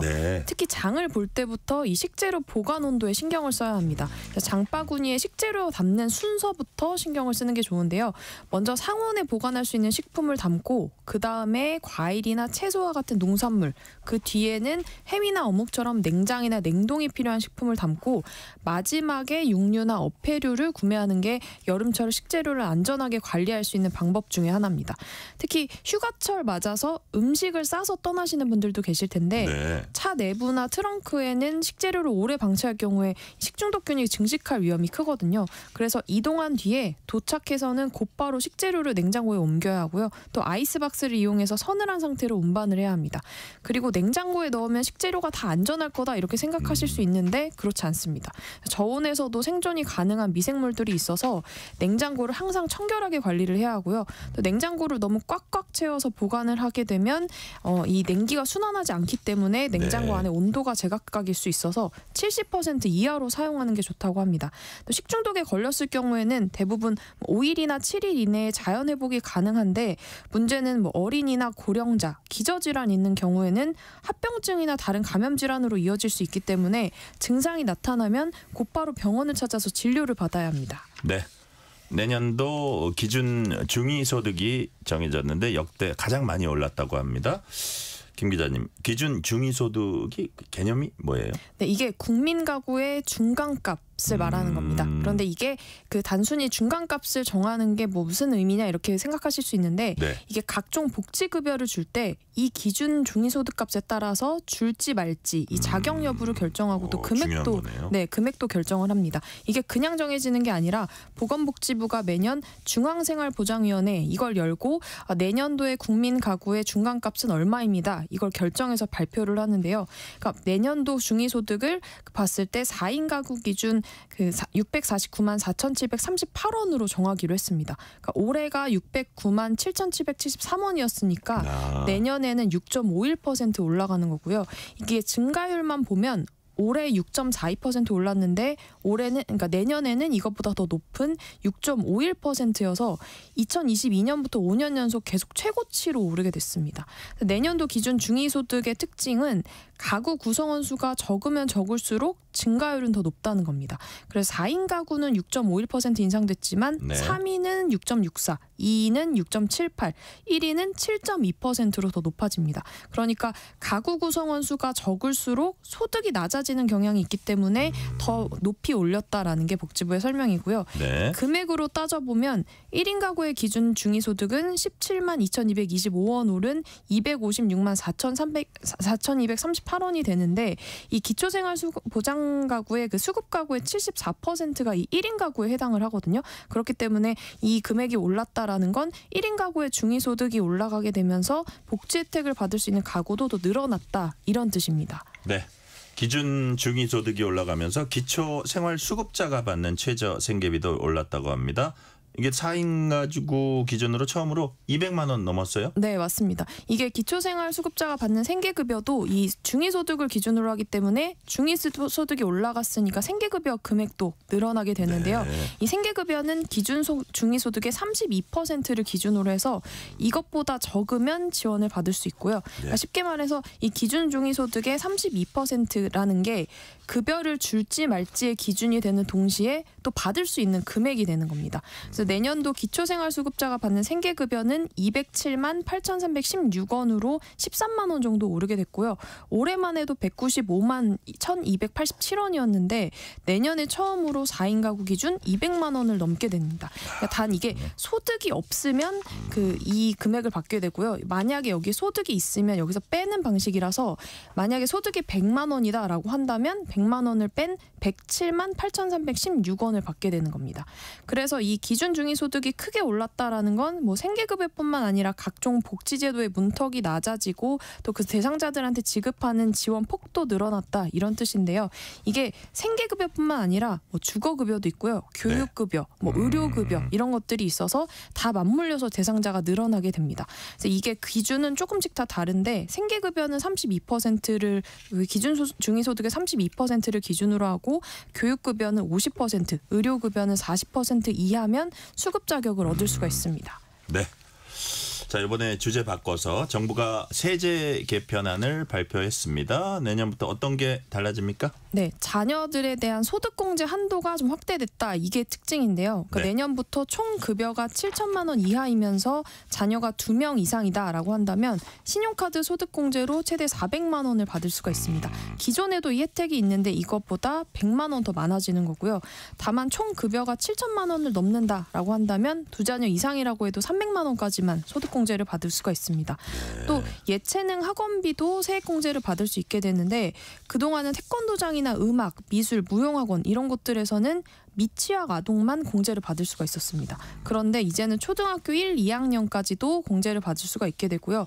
그러니까 이 초등학교 1, 2학년까지도 여전히 돌봄 기능이 필요하기 때문에 혜택을 늘렸다라는 게 정부 설명인데, 다만 이렇게 학원들에 대한 세액공제를 늘려주면 사교육을 조장하는 거 아니냐, 뭐 이런 비판이 나올 수가 있어서 예체능 학원비만 세액공제 혜택을 줬다라는 설명입니다. 네. 또 주말 부부들 같은 경우에 월세 세액공제 같은 경우에도 좀 확대가 되는데요. 현재는 부부의 시군구 주소지가 달라도 한 명만 세액공제를 받을 수가 있었는데 앞으로는 둘 다 받을 수가 있습니다. 네, 코로나19 입원 환자 4주 연속 증가세 나타내고 있습니다. 앞으로 환자가 더 늘어날 수 있다, 이런 전망 나오는지 이건 짧게 좀 말씀해 주세요. 네, 8월 초까지 환자가 늘어날 가능성이 있는데요. 사실 지난해 8월을 생각해 보면 그때 입원 환자 수에 비해서는 확산 수준이 크진 않는데 네. 그래도 늘어날 수 있다는 게 방역 당국의 설명입니다. 워낙 이제 여름철에는 그 환기를 하지 않고 계속 에어컨을 트는 경우가 많고 네. 또 뭐 휴가철에 사람들하고 접촉도 늘어나면서 확산 위험이 커질 수 있다. 그렇기 때문에 그 개인 위생 수칙을 좀 지켜달라라는 당부를 했습니다. 네. 자, 마지막 질문 하나 드릴게요. 홍콩에서 한 법인이 400채 넘는 주택을 매물로 내놨다고 합니다. 근데 이게 홍콩에서 최고 부호로 꼽히는 리카싱 일가 소유 주택들이라고 합니다. 왜 이렇게 많이 내놨을까요? 네, 홍콩 현지 언론이 분석을 하기로는 부동산 팔아치우기를 전략으로 한 걸로 보인다고 합니다. 그러니까 이게 사실 그 한 채당 가격이 우리 돈으로 7천만 원 정도로 네. 굉장히 그 저렴한 가격에 내놨거든요. 그렇기 네. 때문에 지금 왜 이렇게 내놨는지에 대한 의문이 커지는데, 일각에서는 리카싱이 이 홍콩 달러의 가치가 떨어질 걸 예견하고 홍콩 자산 자체를 정리하고 있다, 이런 분석을 내놓기도 했습니다. 네, 오늘 말씀 여기까지 듣겠습니다. 국민일보 김윤아 기자, 말 잘 보내세요. 네, 감사합니다.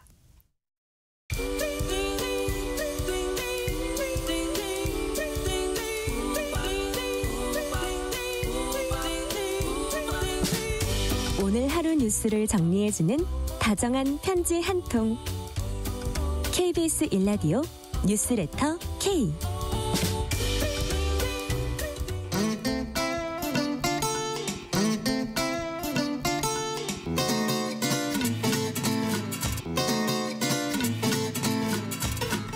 매주 다양한 문화계 전문가와 흥미롭고 유익한 얘기 나눠보는 시간입니다. 주말엔 문화, 여름, 공포의 계절이 왔습니다. 네.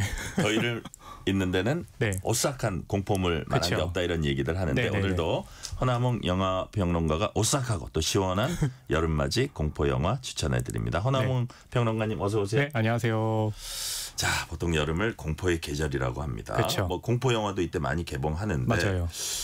어쩌다가 여름은 호러 영화다, 공포 영화다, 이 공식이 어떻게 하다가 성립한 거죠? 그러니까 기본적으로 지금 이제 말씀 주신 게 네. 이렇게 여름에 오싹한 그런 느낌이잖아요. 더위를 잊기 위해서? 그러니까 더위에 더웠을 때 그 예. 더위를 잠시나마 좀 잊게 해줄 때 깜짝 놀람의 효과를 줄 때 그런 오싹한 효과를 준다고 해가지고 여름에 좀 공포 영화를 개봉하기엔 제격이다, 이런 것도 있고요. 네네. 또 하나는 극장의 환경이라는 것이 이제 여름이면 너무 덥기 때문에 사람들이 시원한 곳을 찾기 마련인데 네. 극장이라는 곳은 굉장히 좀 시원하고 에어컨도 굉장히 크게 틀어놓고 거기다가 지금은 입장료가 좀 비싸졌지만 예전에는 굉장히 저렴한 가격으로 극장에서 2시간을 보낼 수 있었잖아요. 네네, 네. 여름에 그만한 휴가가 없었던 거죠. 그렇기 때문에 공포 영화가 여름에는 굉장히 잘 어울리는 장르다 해서 여름에 그렇게. 우리가 더위를 피해 간 데서 네네. 더 어울리는. 그렇죠.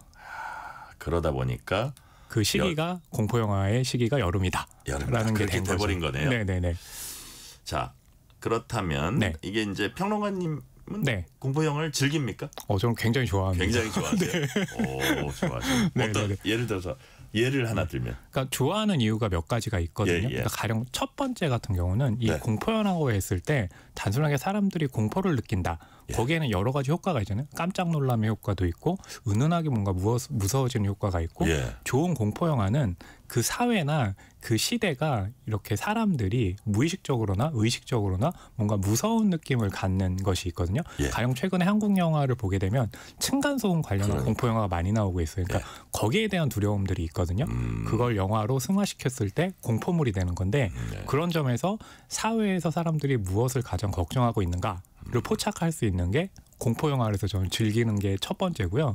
두 번째 같은 경우는 공포 효과를 줄 때 단순하게 사람들이 그냥 소리를 높이거나 하면 그 굉장히 불쾌해하거든요. 그렇다면 얼마나 차기적으로 사람들을 무섭게 만들고 놀라게 하느냐. 거기에서 이제 연출자의 상상력의 그 레벨이 어느 정도인지가 드러나요. 공포 영화는 특히 그 효과가 가장 그 정확하게 드러나거든요. 그래서 저는 공포 영화를 즐깁니다. 그러니까 예를 들어서 지금 우리 허남웅 평론가님 얘기를 들으니까 이 공포 영화라는 게 그냥 터무니없이 막 이러고 나타나가지고 하면은 오히려 우습고 무섭지가 않고. 그렇죠. 싹 우리를 살살 죽여가면서 이렇게 쫙 조여오면서. 그렇죠. 근데 그 주제가 아까 층간소음 얘기하셨지만 나에게도 일어날 수 있어요. 그렇죠. 그죠? 나에게도 일어날 수 있는 일인데 주제가 나에게도 일어날 수 있는 일이야. 당장. 네, 주변에서도 일어날 수 있고. 주변에서 일어날 수 있고. 근데 이게 리얼해요. 맞아요. 그럼 더더욱 사람이 무서운 거죠. 그리고 지난해 초에 파묘라는 작품이 또 한국에서 엄청나게 인기를 끌었잖아요. 사실은 지금 현대에 과학의 시대이고 모든 것들이 측정 가능하고 이렇지만 사람들 엄청 봤는데. 그렇죠. 그러니까 사람들은 또 한편으로 모든 게 정확하게 측정되지만 측정되지 않는 무엇. 그래서 우리는 무언가 초자연적인 것에 대해서 뭔가를 바라고 하지만 거기에 대해서 두려움을 느끼잖아요. 그리고 그게 현실에서도 우리가 곳곳에서 지금 발견이 되고 있잖아요. 그래요. 네, 그런 것들이 공포 영화에 반영이 돼 있는 거죠. 공포 영화를 보는 심리까지 이제 말씀해 주셨고요. 네네.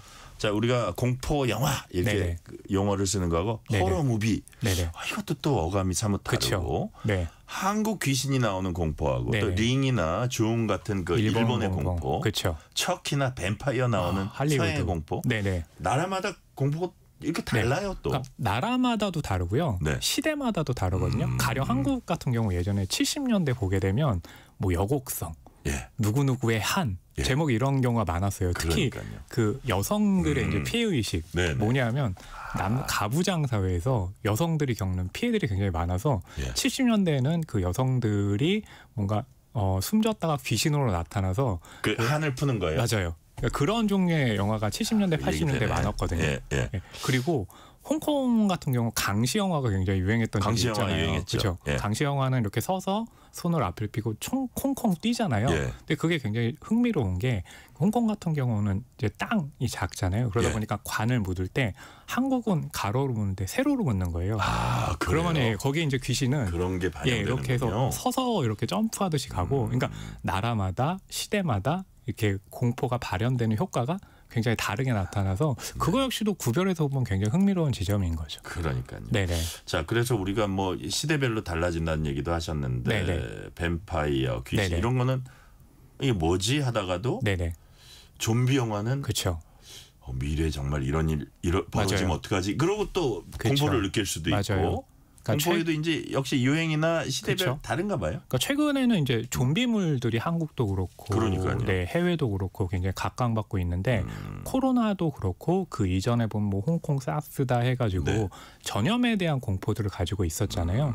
좀비는 보게 되면 전염이라는 것을 통해 가지고 사람들이 죽은 것도 아니고 산 것도 아니고 하지만 그 전 세계를 그렇게 전염으로 오염을 시키잖아요.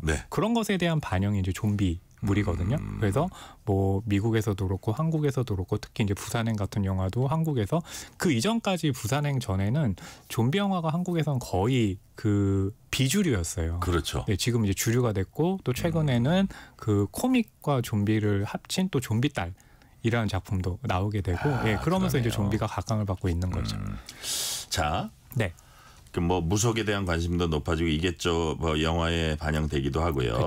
또 아까 말씀하신 파묘 이에 오컬트란 장르도 이제 주목받고 있는데 오컬트 이건 좀 어떻게 좀 설명을 해주세요. 그러니까 공포 영화는 이제 공포라는 상위 장르 그리고 밑에 이제 하위 장르가 굉장히 많거든요. 그 중에 하나가 이제 오컬트예요. 이제 오컬트라고 했을 때 그것이 뭐냐면 초자연적인 현상을 말하거든요. 그러니까 가령 우리가 가만히 있는데 의자가 갑자기 공중으로 오르고 사람이 공중에 붕 떠서 막 천장을 기어다니고 이건 우리가 과학으로 설명을 할 수가 없잖아요.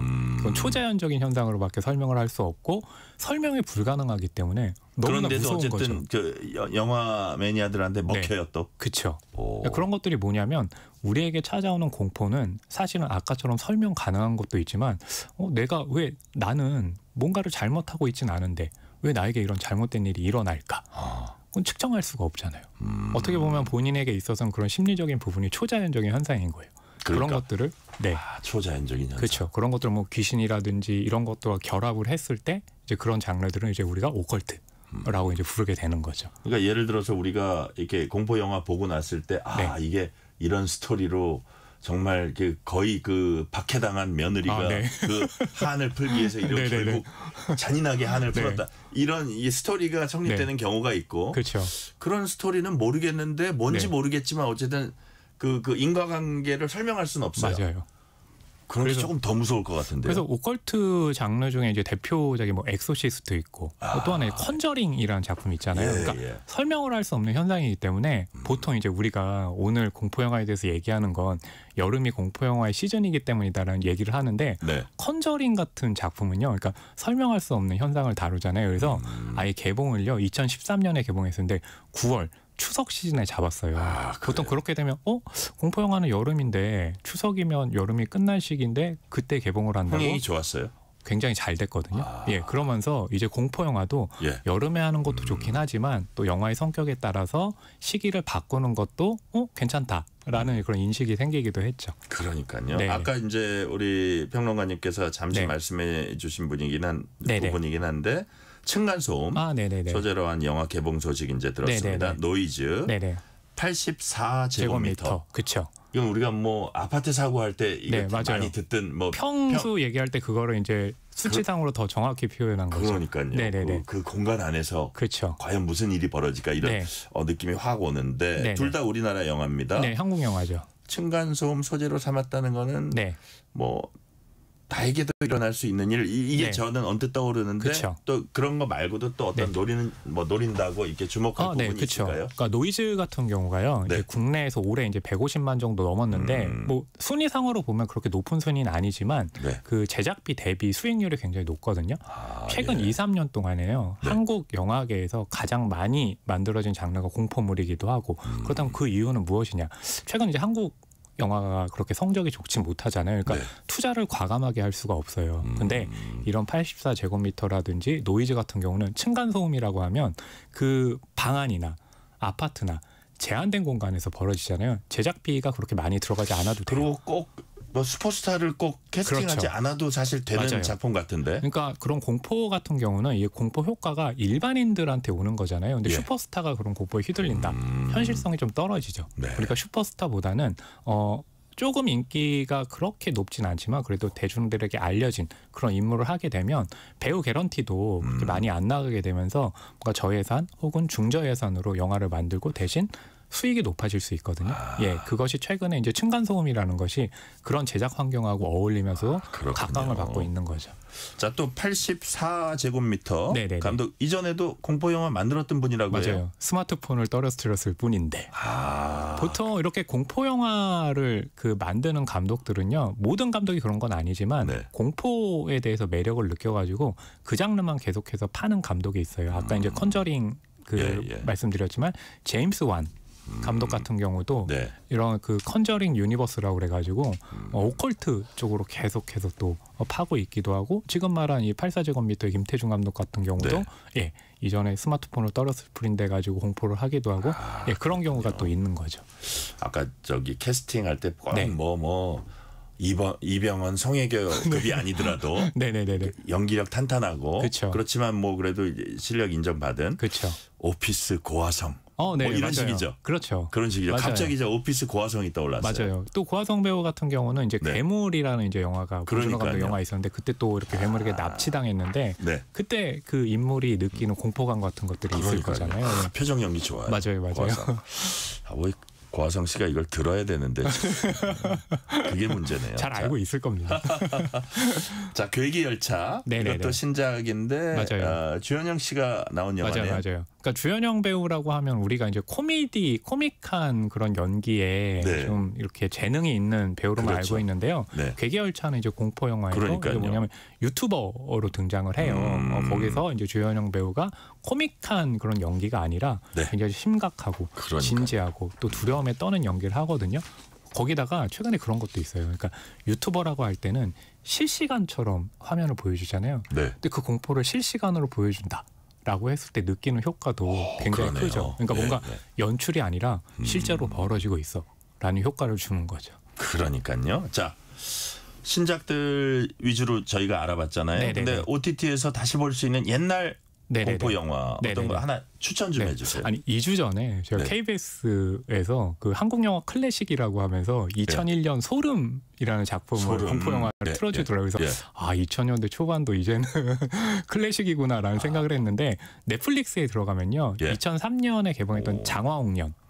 김지훈 감독의 장화홍련이라는 작품이 있거든요. 장화홍련 그 장르도 이제 어떤 집 안에서 벌어지는데 그때 장화홍련이 벽지 공포라고 그래가지고 굉장히 꽃무늬 벽지를 집안에 하면서 소녀들이 느끼는 공포감들을 하면서 그 해에 이제 300만이 넘으면서 공포 영화가 이렇게 흥행한다는 그런 그 기준들이 별로 없었거든요. 근데 장화홍련이 그거를 좀 깼던 작품이기도 한데 그 작품 좀 추천드리고 싶습니다. 자, 시간 관계상 마지막 질문 드릴게요. 네네. 자, 주말에 영화 좀 봐야겠다는 분이 있을 텐데 우리 1,000원 영화라고 하죠. 영화 네네네네. 입장 할인권 지금 아직 살아 있습니까? 네, 끝났습니까? 맞아요. 그 7월 25일부터요. 6,000원 할인권 450만 장을 뿌렸는데요. 1인당 임해 가능하고 특히 지금 1,000원 말씀하셨는데 그 매달 마지막 그 넷째 주 수요일에는 7,000원의 영화를 볼 수 있는데요. 6,000원 할인권을 쓰게 되면 1,000원에 볼 수 있는 거거든요. 이게 아직도 시행하고 진행이 있는 되고 거예요? 있습니다. 자, 1,000원 영화 아직도 진행되고 있다 하고 또 2표까지 1인 가능하다니까 꼭 챙겨보시기 바랍니다. 오늘 말씀 여기까지 듣겠습니다. 지금까지 허남웅 영화평론가였습니다. 말씀 감사합니다. 감사합니다. 오늘 뉴스레터 K는 여기까지입니다. 커피 쿠폰 당첨자 명단은 뉴스레터 K 홈페이지 확인해 주시고요. 오늘 끝곡으로는 앤디 윌리엄스의 해피 하트 들으시겠습니다.